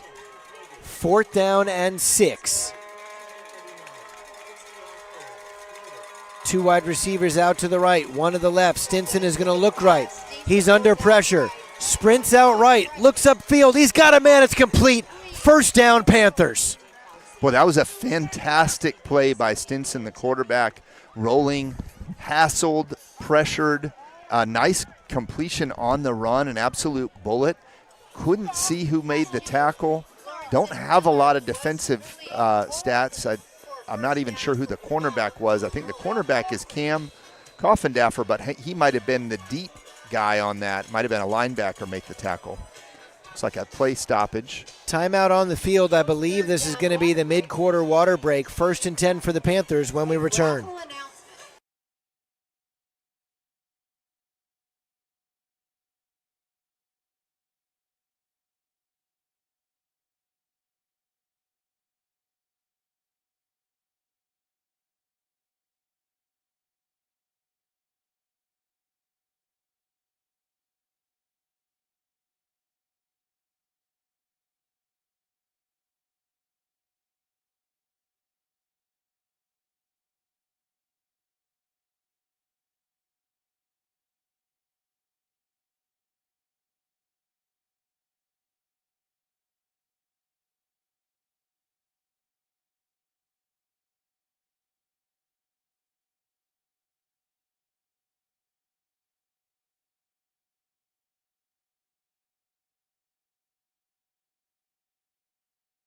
We'll have your results shortly. 6:24 to play in this 3rd quarter. St. Joseph Academy leads Duval Charter 27-0. Duval Charter has it 1st and 10 from the Flash's 46. Good pressure, long throw. That one is going to be caught inside the 15-yard line. Huge connection there to Aiden Henderson, the son of Big John Henderson of Jacksonville Jaguar fame. And you know, it's funny, the quarterback, Hinson, right? Stinson, I'm sorry. The quarterback has been extremely inaccurate on short balls, but he's actually looked pretty good on long balls. There have been a couple of drops. That was a beautiful ball thrown where only his guy could catch it. He did have, Henderson had probably about 3 yards on the cornerback over there. And the safety is in a position, just a single deep safety who hasn't been very deep, that he's not really able to give any help on those deep sideline routes. Henderson is split out wide to the right. Shotgun formation. It's 1st and goal. Stinson's going to keep it. A huge hit near the goal line. The Flash's defense comes up strong there. He's going to get down inside the 2-yard line. 6 minutes to play. Big hit because I thought he was scoring. Yeah, that Cal Schilling really came up and delivered a powerful hit. I'm hearing Jenny Coffendaffer say he hit a brick wall. Really a great play, though, when you've got the dangerous Frazier in the background. First time we've seen kind of a read option play from the Panthers. This is by far the best Panthers drive, unaided by any Flash's penalty of the night, the deepest penetration into Flash's territory. And here they've got a 1st and goal around the 2 or 3 yard line. Here's the snap. And the ball is on the ground. They tried to run a little RPO play there with Messiah. When he pulled it back, though, the ball ended up falling out of both their hands, and they're going to lose a couple on the play. It's now going to be 3rd and goal from the 5. And really the player was down. We're going to give Asher Glisson, who was the nearest Flash there, to come up and touch him. This is not the NFL where he can get up and run again, so really he was down before the touch, but we're going to give him credit for the sack because he was the first Flash to get there. Good break for the Flashes, and I was mistaken. I thought it was 1st and goal, Todd. It's actually 3rd and goal now. That was a 2nd down play. Stinson acts like he's going to keep it, runs out to the right. He is going to run, and he's going to run into the end zone. Touchdown, Panthers. They lost contain on him as he rolled out to the right. That bootleg is perfect. touchdown for the Panthers. It's now 27-6. And the reality is our left defensive end rarely comes off the field. He's a starter on offense as tackle. He's a huge motor guy, but he lost the contain, and we didn't see that motor on the play to track down the quarterback. Contain is so huge because that's allowed several times on the drive Stinson to roll to the right side and have time to throw it instead of being hurried. The Panthers are going for 2. 2-point conversion here. Number 9. Throw is going to be, it's going to fall incomplete. That ball hung up in the air for a long time. Messiah Frazier elevated to go get it, and one of the Flashes was able to disconnect him from the football. Tremendous pass rush for the Flashes, trying to figure out what number is on that black jersey. That it wasn't so much a pass breakup as it was a hit as the ball went. Really, it was more of a drop, and I think it was Frazier that is down. I think it was Coffindaffer who made the hit. Frazier back on his feet and heading to the sideline.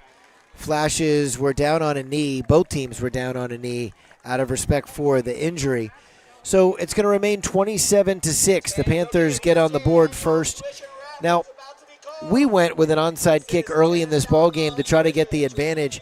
I don't know if it's too early to start thinking about an onside kick for the Panthers here, but if I was Joe Ayuso, special teams coordinator for the Flashes, I might encourage my up men to be ready. Definitely not too early. The way the Flashes have been able to control the ball, Flashes have absolutely dominated time of possession. While we don't keep that stat up here, I would guess that the Flashes have a 2-1 advantage. And sure enough, we've got 6 guys on the line, another 3 5 yards back. It is a spinning line drive kick that is going to take a big hop. And now this ball is inside the 5-yard line. It gets picked up by Coffindaffer. Coffindaffer out across the 20 and now the 30. Gets a big return out of what could have been a disaster. He'll get all the way out to the 33-yard line. He picked that ball up off the 2.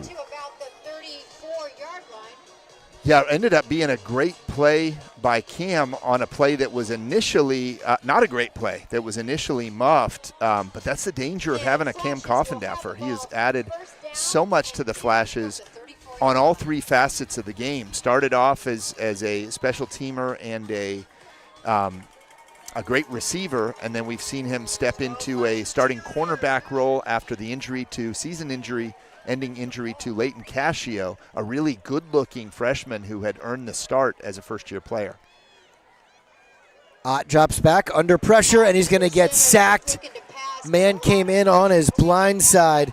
If I'm not mistaken, that was Brandon Williams. And that sack is going to cost them 5 yards. Didn't get much blocking help there on the blind side. Again, we're not seeing a lot of blitzes from the defense. I think that was just a defensive end who beat the left tackle there. 16, second down and 16. Ran him down from behind. Flashes come back out in shotgun. It's a jet sweep. It's Coffindaffer. Weaves his way through the defense. Ultimately is going to pick up a couple, but not much more than that. So it'll be 3rd down and 12. That's about the most effective stop that the defense has made all night on that jet sweep play. So it'll be interesting to see how the Flashes handle this. 3rd and 12, the jet sweep has been a go-to play. You've been able to run it really in between the tackles and outside on 2nd down. We've had that little hook play that's been open. We've had the zeros or the little wide receiver screens that have been pretty effective. And a timeout by the Flashes. Timeout by St. Joe. We'll take a timeout as well. It's the Flashes 27, the Panthers 6.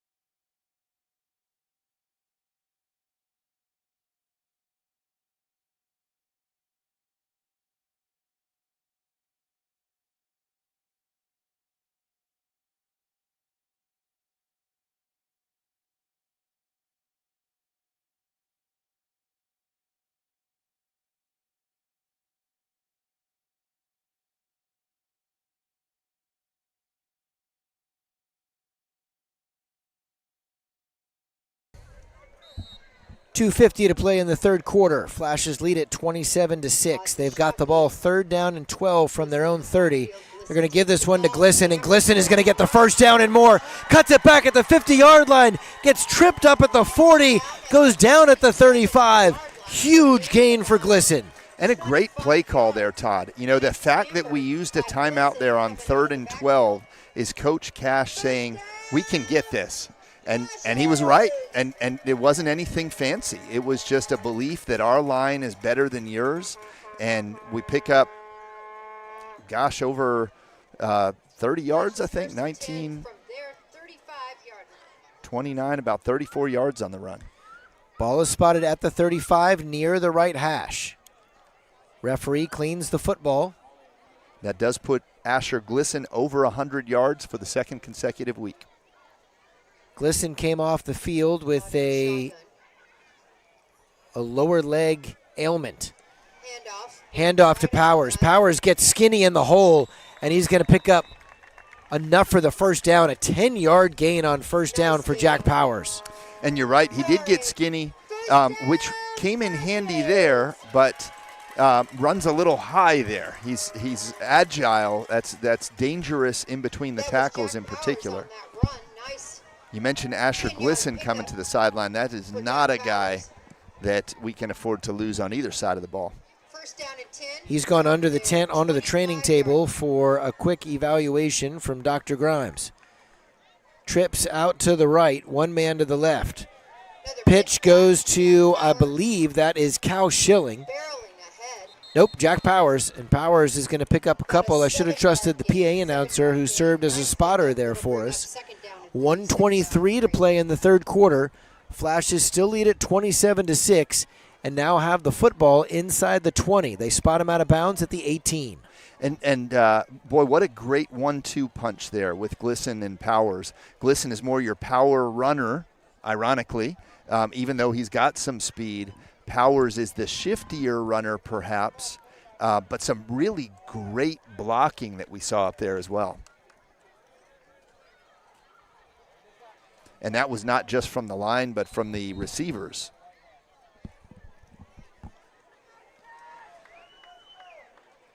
All right, Twins out to the right.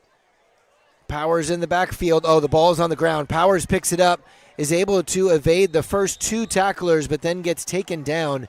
They're going to lose yardage. It'll be 2nd down and 5. And that's unfortunate for Powers because it was not a clean handoff. It wasn't Powers' fault.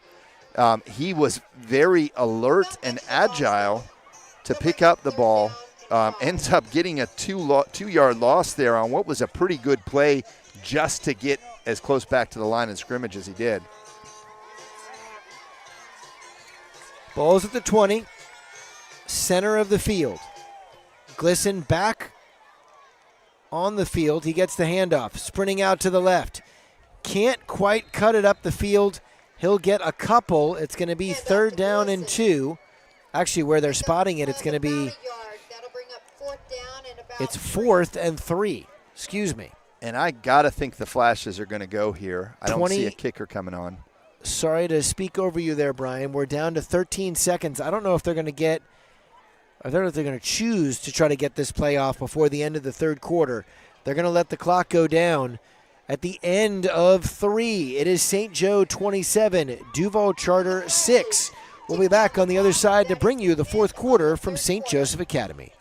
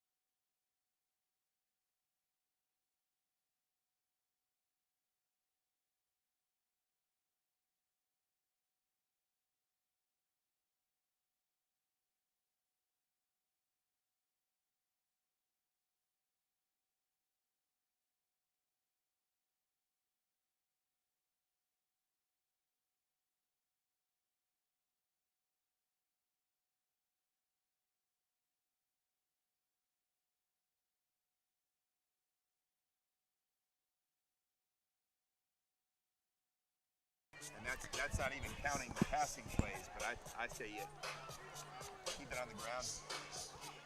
Welcome back to Friday Night Lights on WSOS 103.9. My name is Todd DiClemente. My co-host is Brian Ott, and Brian Ott predicted during the timeout there that the Flashes convert the first down. It's 4th down and a long 3. They're going to fake the handoff. Ott rolls out. He's got a man. They convert the first down. He cuts it upfield and is going to be driven back after crossing the 5-yard line. Brian, I said in response to your statement, I would be pleased if you were right. And you know what? I had a series of play calls that I thought we could use to convert it, and that was none of them. But it was perfectly executed. So you did not have play action, bootleg, under route on your list. I did not, and still unclear who caught it. I think it might have been Schilling. I've been mistaking Schilling and Powers for each other in these black jerseys, 2 and 3 all night long. Well, it's 1st and goal for all of the Flashes, and whoever has the football in their hands is moving towards the goal line, but he doesn't get very far. As a matter of fact, they're going to get him to the 4 and nothing more than that. So it'll be 2nd and goal from the 4-yard line. 11-11 to play in this ball game. Flashes lead at 27-6. And you got to think that, I mean, again, you've got a lot of options right now. You've got a tremendous strength running the ball. You've got capable receivers, a quarterback who is good on his feet, both with the run and the run to set up the pass. You've got the jet sweep play. No need to get too fancy here. Flashes spread it out with 3 receivers. The quick pitch, though, to, I believe that's Coffindaffer, was unsuccessful. Ball ends up on the ground. He ends up losing 5. It's going to be 3rd and goal from the 10-yard line. Yeah, I think the ball hit the ground a couple times there on the snap and then on the pitch, which was initially dropped. So Glisson was split out wide to the left on that play. They tried a little misdirection play and pitched it out to, I believe, Coffindaffer, but that ball ended up traveling in the wrong direction. So now 3rd and goal for the Flashes. There's 2 backs in the backfield, 3 receivers spread out wide. Here's the snap, handoff, and the defense was ready for the Glisson up the middle play, and he's going to be taken down for another loss. It'll now be 3rd and goal from the 11. Now, Brian, we saw Ali Brentison kick a field goal a few weeks ago, and that was a difference-making field goal. I would be intrigued by a field goal attempt here, but with 9:32 to play and a 27-6 lead, they are opting to go for it, it appears. Yeah, I'm kind of surprised about that. I don't think you're thinking comeback right now, but that would put us up another score. Shotgun, low snap. Ott is under pressure. He's running the wrong way. Flips his field. Now slips and falls. He's going to lose 20-plus yards on the play and brings the ball all the way out to the 33-yard line. Brian, that was ill-advised. Yeah, and that it was a slip. I think Cody, with his speed, if he gets around that corner to the left, potentially can make something happen through the air, potentially on the ground. But this is a fast defensive team. They haven't been a very successful defensive team for much of the night. Started off with a complete breakdown by the offensive line, who's played so well, but Cody was under pressure immediately, had to turn it back the other way. I was looking downfield and just wasn't seeing any receivers open. That was kind of a disastrous series to get down to the 4 and turn it over on downs outside of the 30. Ott and Forbrick having some conversations on the sideline right now, some mentoring happening with the young quarterback. We've got a pre-snap penalty here. That is going to be I think a substitution penalty that goes against Duval Charter. So that'll back him up 5. You know, that's one of those situations where when you're the quarterback, you're trying to make something happen, and you feel like if you just hang on to the ball for another half a second and you just run a little bit more towards the sideline, somebody's going to get open. And then when you run out of room, instead of just going out of bounds or throwing it away, he tried to loop back around to try to make another play, but just got chased through it. Big throw. There was a hit at the point of the throw. He attempted to get that one to Aiden Henderson. Henderson cannot bring it down on the sideline. Would have been a big gain, but ultimately falls incomplete. A great pass rush by the Flash's defensive front. Again, many of them are playing both ways. Really good coverage by Camden Schweitzer on the sideline, who is coming off the play right now.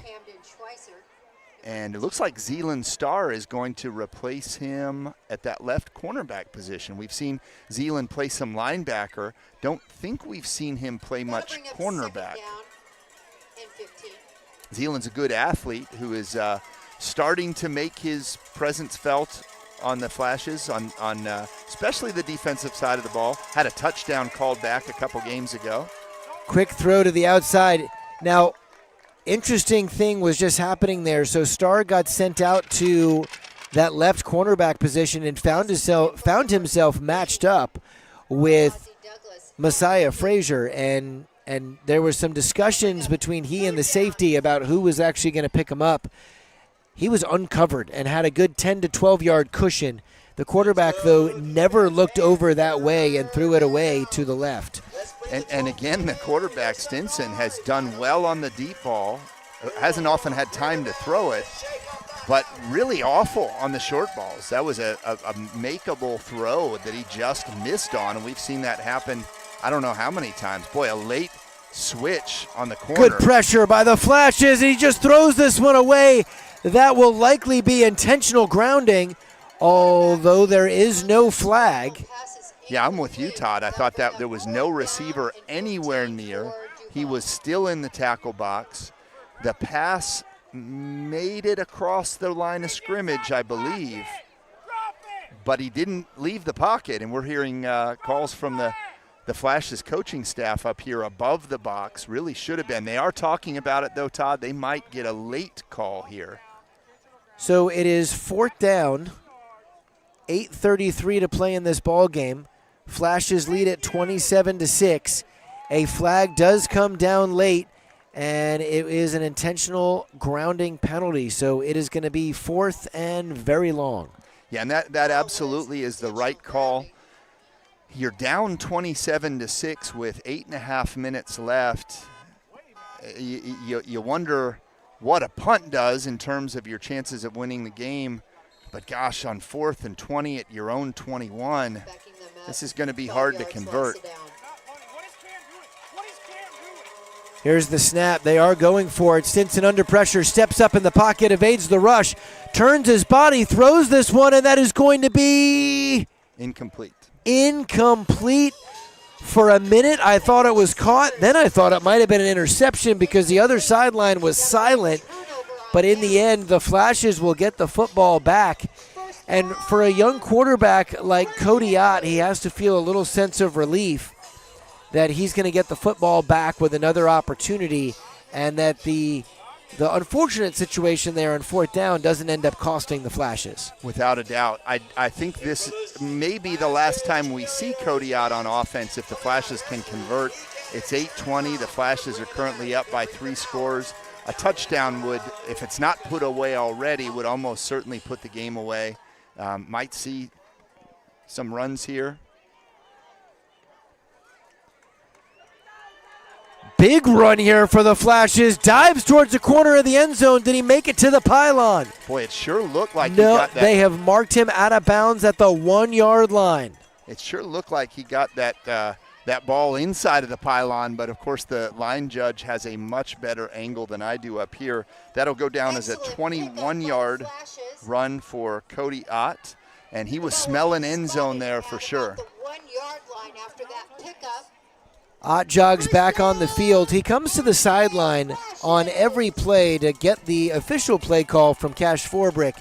Makes that jog back. Now with 8:09, he's going to have it 1st and goal from the 1. Settles his protectors. Grabs the football. Tries to take it up the middle himself, but there is nowhere to run. He runs into a wall and gets pushed back. Well, It'll be 2nd and goal from, they're going to give him forward progress. And now, Brian, I'm sorry, we've got an injured player down on the field. And interestingly enough, Dr. James Grimes was already on the far sideline. I just saw him come off the sideline back towards the play in order to check on the player, which I am hopeful is just a cramp, and he looks like he's stretching out that right leg right now. didn't get the offensive line surge there. You know, oftentimes you'll see a coach on any level of football try and reward a player who gets a long run but comes up short of the end zone with that first opportunity to convert it. Coach Cash, who we've remarked over the years, has had a really great relationship and a great mentoring relationship to his senior quarterback, Cody Ott. The two of them have accomplished great things together for years, trying to reward his quarterback after the 21-yard run. Didn't get it that time. We'll see what we do at 2nd and 1. Hopefully it won't be backwards like last time. True story. 7:50 on the clock. Flashes lead Duval Charter 27-6, but now have an opportunity to arguably put this game out of reach. Asher Glisson already has over 100 yards rushing and 2 touchdowns. You know the shoes better than I do, Todd. Is he in the backfield right now?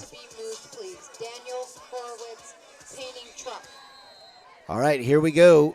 Ott takes the snap, throws this one out to the left, and that one is going to be incomplete. His receiver is looking for a flag, and a flag does come in very, very late. Yeah, there were actually 2 flags that came in, one from the back judge and one from the middle of the field. So I think they both saw the same thing.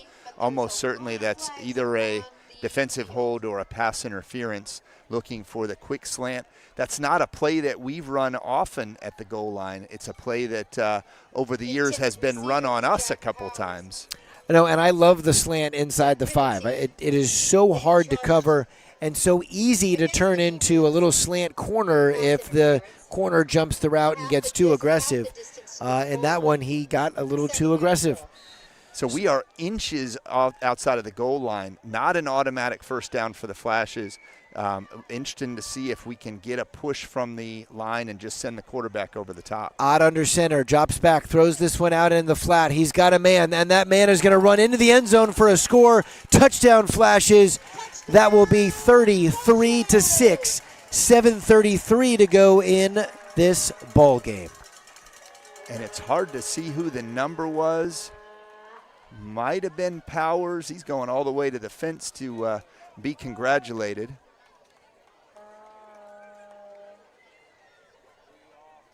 Flashes run everybody off the field and now get lined up for the extra point. Touchdown completion to Jack Powers from Cody Ott.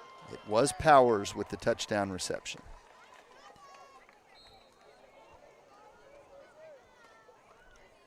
Brentison standing at the 13. Good snap, good hold. Kick is up, and it is good. 34-6 is now the score. St. Joseph Academy puts another one on Duval Charter. 7:33 to play in this football game. Brian, this offense is humming. It is, but not as much maybe as the first half. Like, we came out firing, scored touchdowns on the first 3 drives, have stumbled a little bit. Of course, we were inside the 4 on the last drive and ended up losing yards on each successive play after that. So maybe that leaves a little bit of a taste in our mouth that is largely washed out by the defensive stop and then the offensive strike from 22 yards out. They're able to drive the ball in a few plays in. And interestingly, on 2 clear running plays, pass the ball and end up with a passing touchdown at 1 yard, which is really probably about 5 inches, but it'll go down as 1 yard. Don't think we'll see an onside kick here, Todd. Back to receive for Duval, number 3, Frazier. Here is the kick, and he kicks it directly out of bounds. Flag comes out. That one didn't travel very far down the field. And Todd, that was interesting. That was 100% intentional. You may remember a game a year or two ago where the Flash's strategy was to kick the ball out of bounds. I do. And there were actually several games where that was our strategy, but in one particular game, I believe it was a road game, the opposing coach, instead of taking the ball at the 35, marched us back, and we did it again, and they marched us back, and I think we got marched back about 4 or 5 times, and it was a battle of stubbornness between the two coaches, a battle of wills. I do remember that, and that was rather entertaining, as memory serves. Frazier split out wide to the right. Henderson is out to the left. Stinson takes the snap, looks Frazier's way. He's got him at the 40-yard line, spins away from the tackle, and gets a couple of extras while being slung around. He'll get out to the 42-yard line, picks up 7+ on the play, 2nd and 3. In on that tackle was Riley Duggan Kidd came like a cannonball, shot from a cannon. He was, I don't know if he was blitzing or playing run first, but he came from a trail position and leveled a hit. Jameer Stewart was in on that tackle, as well as a lineman whose number I didn't pick up. Inside 7 minutes to play in this ball game. Stinson in the shotgun, spread formation, switches the side for the running back. They're on the right hash, takes the snap, under pressure, tries to evade it to the left, and he actually creates a little bit of space for himself, turns and throws, and he's got a man. A flag has come out late in the middle of the field, and I'm waiting for the preliminary signal here from the referee. You'd think it'd be a hold. And that is going to be an ineligible man downfield. This one is coming back. complete to Alex Gonzalez from Stinson. I tell you what, though, with 3 or 4 Flash's linemen breathing down his neck, one of them being Big Max Grimes, who was smelling blood, that was a pretty impressive throw rolling to his left. We've seen him do that a couple times on the run, hit receivers in stride. Nice looking play. It was another drop. Ineligible receiver. You know, this is a team that I feel like is very young and has an opportunity to make some good things happen. There are some real athletes out there on the field. And I'm mistaken, it wasn't a drop. It was a catch and then a penalty. A couple flashes in on the tackle. But you're right. Like, this is a team that you look up and, like, they could be scary good if they can clean things up a little bit. And not even with penalties. It's really just execution, offensive and defensive. 6:35 to play. Here's the snap. Looks Frazier's way. That one is going to be tipped and nearly intercepted. The Flashes knock that one down. It'll be 2nd down and long. I think that might have been Duggan Kidd again. Now, he had lined up on the, if it is him, then he was lined up on the right side, whereas he was previously on the left side. But a really great reaction there by Duggan Kidd, if indeed that's who it was.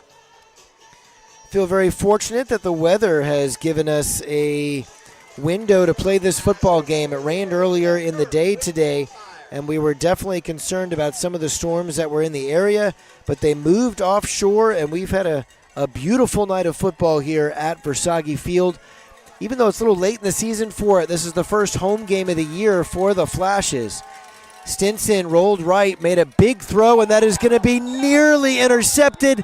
Cal Schilling had his hands on the football for an interception, and it went right through him.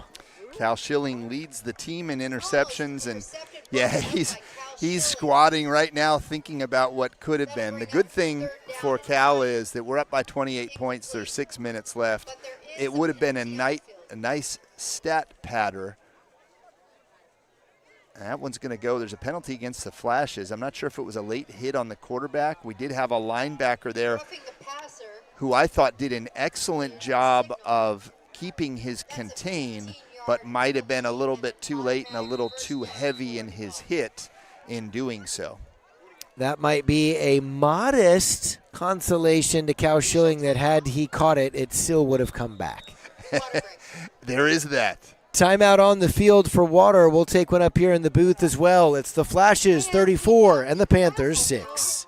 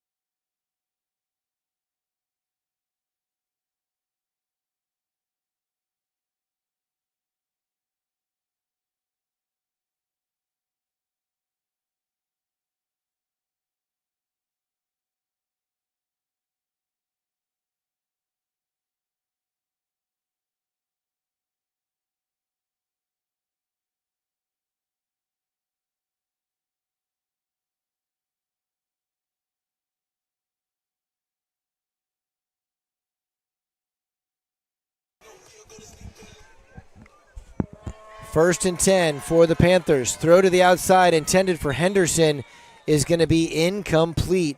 Might have been a little early contact there, a little bump and shove by the corner. He's actually getting a lecture from one of the coaches right now. I agree 100% there. And you know, you had the early push, the incomplete pass, and then the celebration, which you see a lot in the NFL in particular. And I always kind of laugh when the cornerback celebrates and then the flag is thrown afterwards. I was afraid that was going to happen to us. Flashes might have gotten away with one. 6:15 to play in the ball game. Second down and 10. The ball is at the plus 49-yard line for the Panthers. Stinson takes the snap, and that'll be a false start. He was ready to go. His center was not. And actually, he just flipped the ball back to the center, who I don't think appreciated it. I was watching Frazier out here one-on-one. He and Cal seem to be jawing at each other in a good-natured way right now. But it seemed to me like he left early, and the penalty actually was on the interior of the line. He may have seen the ball move when no one else moved. But Schilling was out there locked in one-on-one. The safety is playing balls on the left hash, and the safety's playing almost head up on the ball.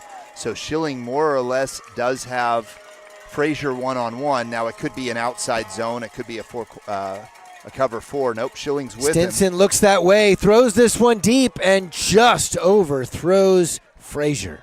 Yeah, and he had a couple yards on him. Boy, when that was pure man-to-man coverage. There was no zone there. Schilling had Frazier wherever he went, and that ended up being a post play. And Frazier finished that route, ran it all the way into the end zone, and then very casually began a walk back to the huddle. Now he's jogging, but they're going to eat up a good 10 seconds, 12 seconds of this play clock just waiting for him to get back to the huddle. He still hasn't crossed the line, and he's walking now, has no idea what the play is. And we're now down to 15 seconds on the play clock. And you're right, there was a lot of extra running after that.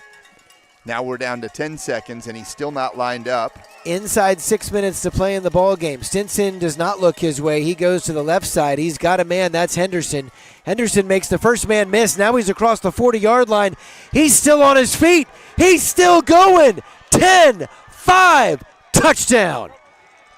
Aiden Henderson just went 50 yards. Down goes Frazier. He's laying down at the 50-yard line. While his teammates are celebrating in the end zone. I'm not sure he's not just resting. He popped right back up. Dr. Grimes and a ref went over. Even a coach came out. I think he was so tired from all the extra running on the last play. But again, you know, it's that kind of stuff that really is a little bit of a lack of discipline. I hate to be critical. That I think is typical of why Duval Charter isn't more than what they are with the talent that they have, in my personal opinion. Aiden Henderson, who, again, when I first learned that he was the son of Big John Henderson, I anticipated him playing an offensive line or a defensive line role. He's a wide receiver, and he just made a good catch, made a couple of guys miss, and outraced the majority of the Flash's secondary down to the 5, and then carried a guy into the end zone who was trying to rip the ball out of his hands. They're now going to go for 2. 5:39 to play. It's 34-12. Stinson takes the snap, hands this one off. No, he's going to keep it. Runs around the left side. He's going to be hit at the goal line, but he extends the ball over said line. The 2-point conversion is good. It is now 34-14. And, you know, 34-6 looks a lot better on paper than 34-14. It doesn't really matter at the end of the day. A win is a win, and certainly you want Duval Charter to have something to be able to celebrate and keep their heads together. But I know the St. Joe coaching staff is not happy to give up that last score. No, and I think that's what's interesting about and great about high school football. Even in a win, there are always so many things on film that you have a chance to go back and use as motivation, to use as a teaching moment, and to ultimately challenge young people to continue to get better even though you're undefeated, even though you walk away with a win, because that same coverage situation in a tie ball game is a big deal. Absolutely. And the penalty that precipitated that with another late hit on the quarterback, which has been kind of a theme for us this season, that maybe opens the door to this score. If we don't commit that penalty, we maybe don't give up that score. That'll be interesting, Todd, with still almost 6 minutes left. I had thought we'd seen the last of quarterback Cody Ott and the first team offense. I thought we might see Brady Leth out here. It's still a 3-score game. Unlikely that the Flashes will give up. Onside kick. The onside kick is bouncing off a flash or two, but ultimately is covered up. 5:33 to play in the ball game. You're up 34-14. I would love to say, yep, let's get the backup quarterback out there, but knowing Coach Forbrick the way I do, he wants to make sure that he secures this win and puts up a number here to protect his team. And that's what we're going to see. Cody Ott comes back out onto the field. Ball is spotted at the 47-yard line. Two men split out wide to the right, one to the left. The man to the left is in kind of an H-back position. Glisson's in the backfield with Ott. He switches sides. Gets the football, goes straight up the middle, and he's got a lot of room. Cuts it back. He's across the 30, and now the 20. And he's going to be taken down there. Solid run. Great hole. This offensive line deserves a lot of credit for what's happened here tonight. Without a doubt. And he's got to be close to 150 there. I'm not sure who it was. It might have been Jacob Cologne. Might have been Coffindaffer. Some great receiver blocking, still fighting for the running back way downfield. That's going to go down, I believe, is a 32-yard run for Asher. And he just continues to pile up the yards. Flashes break the huddle early in the play clock. There's 5 minutes to play in this ball game, 22 seconds to go, and they're snapping the football. They're go, go, go. Cody Ott goes right up the middle here. Nice gain. He'll pick up roughly 8 on the play, maybe 9 with the spot. 4:49 to play. Flashes lead at 34-14. Yeah, and the Flashes did not like giving up that touchdown. They've still got their foot on the gas pedal. They definitely appear that they want to score one more time here with the starters, and maybe we'll see Brady Leth in the last drive if we get the ball back, if we can make a defensive stop. 4:22 to play in the ball game. Ott talking to his two backs in the backfield. He's got 2 wide receivers out to his left. Glisson is now shifting locations. All 3 of them are stacked up. Powers gets the football, and Powers is going to sprint into the end zone for the score. Touchdown Flashes, 40 points on the board. Boy, that didn't take much time either for the Flashes. That was about a 1.5-minute drive after a fairly quick drive by the Panthers. But a great answer that just asserts that, nope, we're not going to let you back in. We're not going to let you close the gap here. We're going to turn it back over to our defense and hopefully keep that 1-4 on the board. But really great offensive night for the Flashes and a return to a stingy defensive night.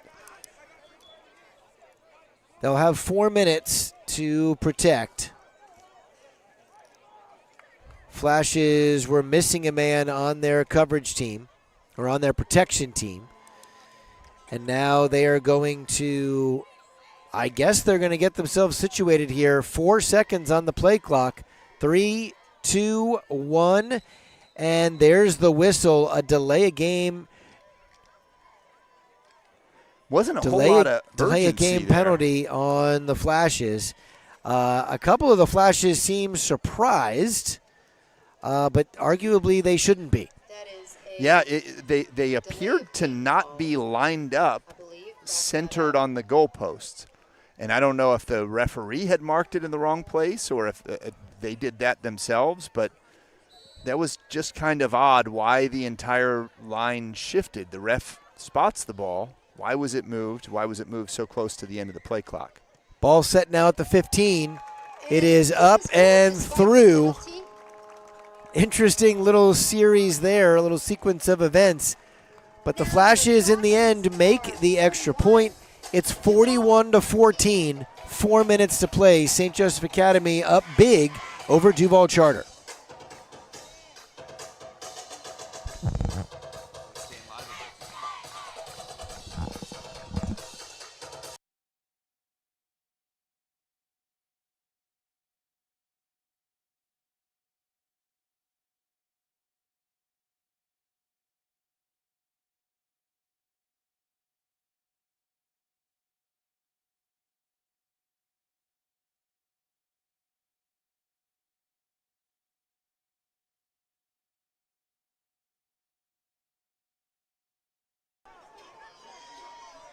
Four minutes to go.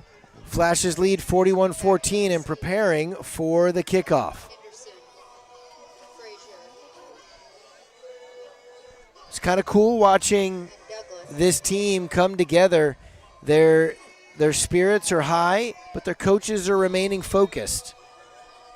There's a good energy out there on the field right now. Big kick that is going to go nearly out of bounds, and actually it's going to settle inside the 5, which is where the returner picks it up. That is Henderson, and now Henderson is sprinting down the sideline, cuts it back at the 35-yard line, still on his feet, cuts it back again. He's out across the 40. He's out across the 50, the opposite 40, slows down, makes a few more men miss, and brings this one all the way down to the 32-yard line. A nearly 70-yard return. Brian, I didn't enjoy watching that for our Flashes. No, that was a lot of running and not much tackling. Number 72 was in on that. That might be Wyatt Johnson. Second special teams tackle in as many weeks. There were a couple other guys in there as well. A couple missed tackles there. Boy, it was a fantastic kick. Dribbled all the way inside the 10, if not inside the 5. First down and 10 for Duval. So now Duval Charter all of a sudden is knocking on the door of the red zone. 3:39 to play. Nearly a 70-yard return. Stinson rolls right. He's under a lot of pressure. He's going to tuck it and run, and he'll go out of bounds. Maybe gets back to the line of scrimmage. Coaches reminding their guys not to hit guys out of bounds, and they all did a good job of holding up there. He's going to end up, they're going to mark him a gain of about, no, now they're moving it back. So apparently he stepped out of bounds a little earlier than I thought. Make it second down and 8. It'll be a 1-yard loss, and they'll be looking at 2nd and 11. And that was Grimes and Duggan Kidd.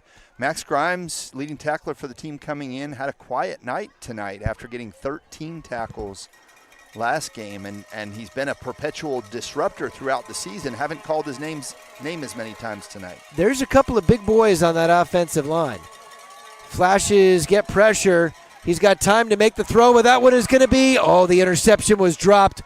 I thought we were about to call it. Cal Schilling was about to get his interception back, but this one falls to the ground incomplete. Cal Schilling's 5th pass breakup. Had a couple interception opportunities that he's gonna be thinking about when he goes to bed tonight. One of his coaches just yelled out, that's 2. 3:17 to play. 41-14 is the score. Flashes looking like they're going to move to 4-0 on the season. Brian, Coach Cash made a comment to both of us in our text chat this morning that the schedule doesn't get any easier after tonight. The Flashes have faced different challenges in each of the games they've played so far this year. We've got a flag down. They've faced a variety of challenges over the course of this season. They played a tough defensive opponent. They, of course, experienced a challenging kind of a barn burner shootout kind of game last week. And then this week they find themselves in a game where there was a little bit of nerves and energy maybe coming in, but they've ultimately handled their business. Next week's opponent is their homecoming opponent, a team that we beat pretty handily last year. But after that, the schedule starts to get a little tough. It does. Oak Hall is a team that has always given us a good game. There were a couple good battles, if I'm remembering correctly, last year. Did we play them in the playoffs as well as in the regular season? We did. We did. And beat them both, and they have given it to us probably more than we've given it to them in recent years. But we know that's going to be a tough game. We've got Interlochen coming up, the only team that beat us in the regular season last year. So I think is there one other tough team on the schedule? Yes, I don't have the schedule in front of me right now, but I believe so. But we know those ones are going to be battles. And, the Interlochen game was really a game of attrition, hoping that we have Ricky Fernandez back by that one and no further injuries. We won't be getting Leighton Cascio back, unfortunately. 4th and long for the Panthers. Good pressure by the Flashes, but Stinson does a nice job stepping up in the pocket. He's going to keep this one. He's going to run for the first down. Takes a big hit, but there is a flag down, and there is a flash down on the ground not too far from the flag. That was Asher Glisson with an Asher Glisson-like tackle. That might have been a blindside block on the Panthers. The Flashes are signaling on the sideline that it's going to be against Duval. 2:38 to play in this ball game, 41-14 in favor of St. Joe. That flag erases what was going to be a solid first down and a trip back inside the red zone. It is 4th down. It's going to end up being 4th and about 14. Boy, Todd, I'd love to see a stop and let the freshman Brady Leth get an opportunity to run some plays in the offense. We did see him once complete a pass today. It was a little shovel pass, but hasn't thrown an incomplete yet this year. He is likely the quarterback of the future with Cody Ott graduating this year. Some similarities between the two. Good throwing motions, maybe a little undersized as freshmen, but good athletes and enjoy playing the quarterback position. A floater of a pass from Stinson is going to fall incomplete. The Flashes defense will hold, and with 2:17 left on the clock, they will take back over. And it doesn't look like we're going to see Leth. Cody's coming back on, 41-14. I think this game is pretty well decided. That was another instance. You had a receiver open. Henderson has really proven to be the more dangerous guy than Frazier tonight.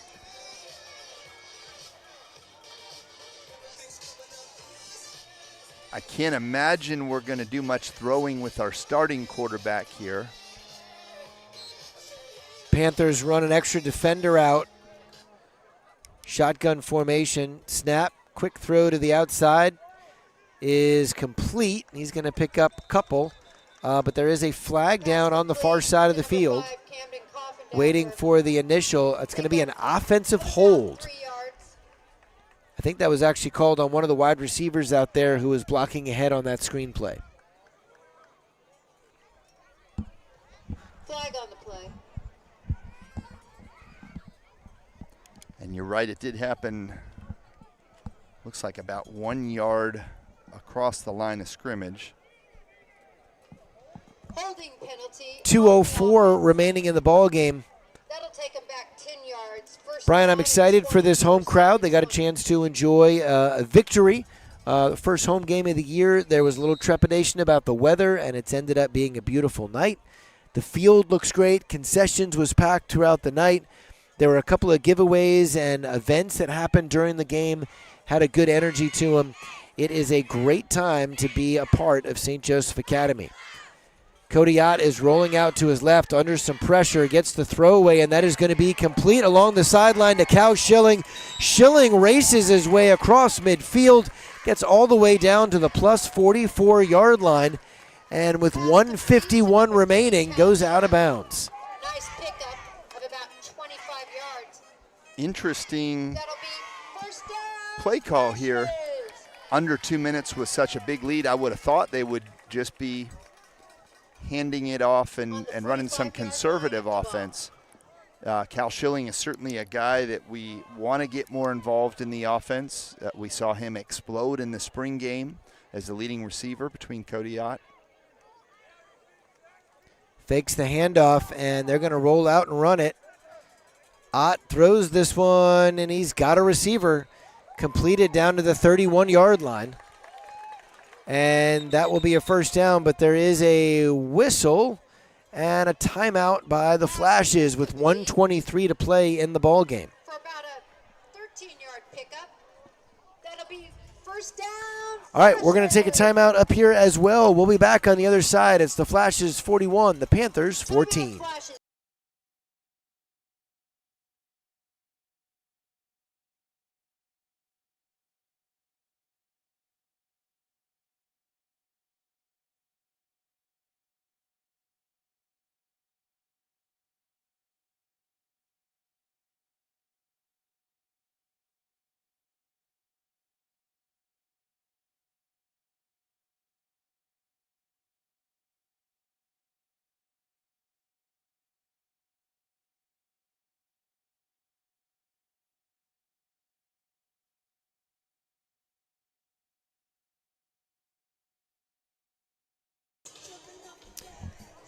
Flashes come out of this timeout. 1:23 remaining in the ball game.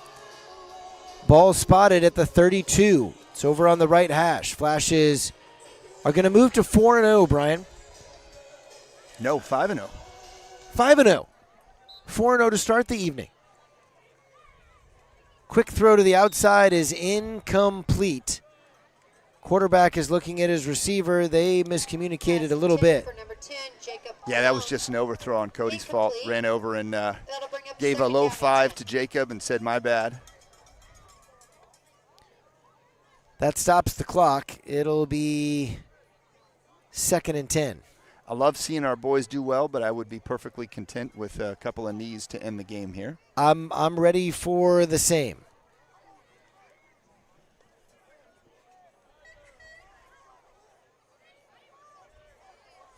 Ott and Glisson in the backfield. And we've got motion. One or two of the Flash's skill players moved before the snap. 1:13 to play in the ball game. It is 41-14. Want to give a quick shout out and thank you to CJ Emerson. He is the Director of Technology here at St. Joseph Academy, and he's been running this broadcast flawlessly this evening, taking good care of us as broadcasters, making sure the cheerleaders made it on the air, covering all of this landscape on a Friday night, so big thanks to him. Want to offer a big thank you to my co-host here, Brian Ott, who spends every Friday night hanging out up here in the booth, watching some football and talking about our boys together. Ott is going to take a big sack back at the 50-yard line, a little extra energy from that defensive end, who respectfully, I don't think appreciates that they're still trying to throw the football. Yeah, that defensive end, I believe, is also their quarterback. And you're right. He was on top of him and kind of gave an extra push when he was on top of him. That'll bring up third down and 25 It's not Cody's for the decision Flashes. to So throw the ball right now. 44 seconds to go, 22 seconds on the play clock, third down and long from midfield. Flashes could just take a knee here. 10 seconds to go. They drop back to pass. Ott is going to roll right, evades the sack, and throws this one out of bounds and incomplete.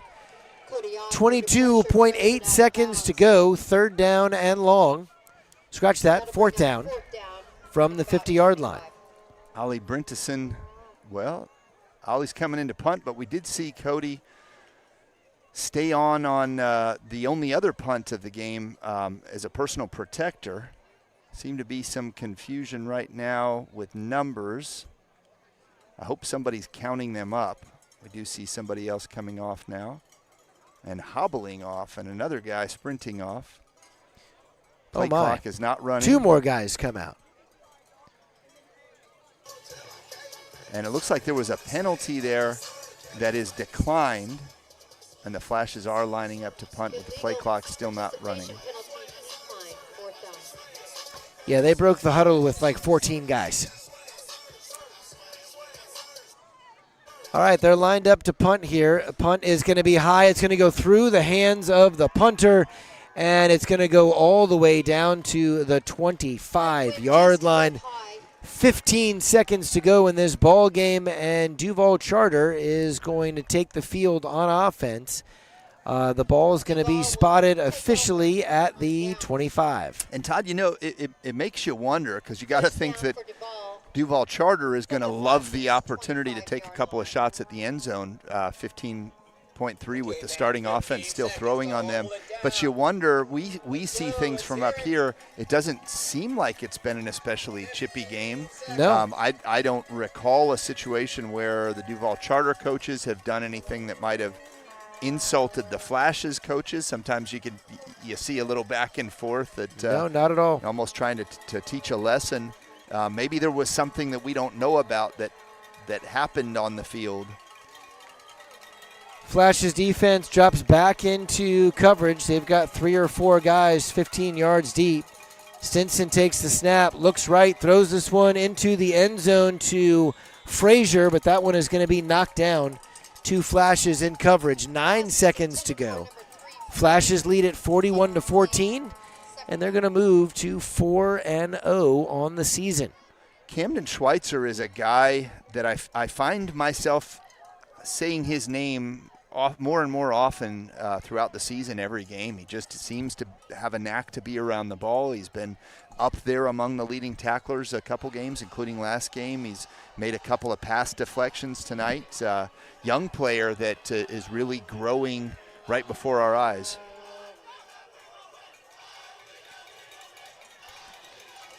Nine seconds to play.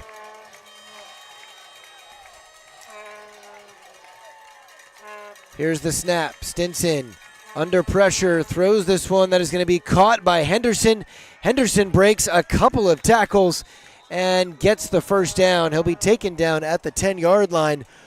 A timeout is called with 0.4 seconds remaining on the clock, and the Panthers will get one more shot at it. One of the Flashes getting up a little bit slowly. I feel bad, Todd. There were 4 Flashes in on the tackle. I cannot tell you who any of them are. So somebody's not going to get credit for a tackle. But in the end, what matters is the Flashes are going to get a W in the standings. The initial SSAA standings came out today, and the Flashes were ranked 4th, which means they would be potentially on the road in that first week of the playoffs. They'll look to move up just enough to get themselves a home game. Duval Charter is now going towards the line, but the Flashes call timeout. Second timeout on the field. So I'm not sure that they were ready for the play, and so they call a timeout here with 0.4 seconds on the clock. Both teams utilizing timeouts here at the end. Duval Charter, coached by Aaron Beasley, former defensive back for the Jacksonville Jaguars, along with Donovan Darius. They came in tonight. They've played a tough schedule. They'll take a tough loss tonight, but I really see a lot of promise and a lot of ability over on that team's sideline. Be interesting to see what they look like over the course of the next couple of years as we go. Not only as these guys get their system in it, but as some of these young players grow and mature. Offensive line hurries up and gets into position. Unfortunately, the skill position guys aren't in as big of a hurry. Henderson's out wide to the right. They get tight coverage on him. They got tight coverage on everybody. They look towards the back corner of the end zone, and that is going to fall incomplete. They went for Frazier, but down goes Frazier. Yeah, and he had an opportunity. Pretty good ball by the quarterback. It's been kind of a mixed bag for the quarterback, Stinson, throwing some really nice balls and missed a lot. You get the right person behind center. You get the ball into your hands, the hands of the skill guys. You're right. This is a team that could be dangerous. Well, the St. Joseph Academy Flashes will move to 4-0 with a 41-14 victory over Duval Charter. And for the second time, you've had to remind me that they will now be 5-0. Thank you so much, sir. He is Brian Ott. I am Todd DiClemente. Back in the WSOS studios, big thanks to Kevin Gettings and Kathy Sherwood up here in the booth. Thank you to CJ Emerson. We'll be back next week for the homecoming game for the Flashes. For right now, good night, everybody. Have a great weekend, and go Flashes.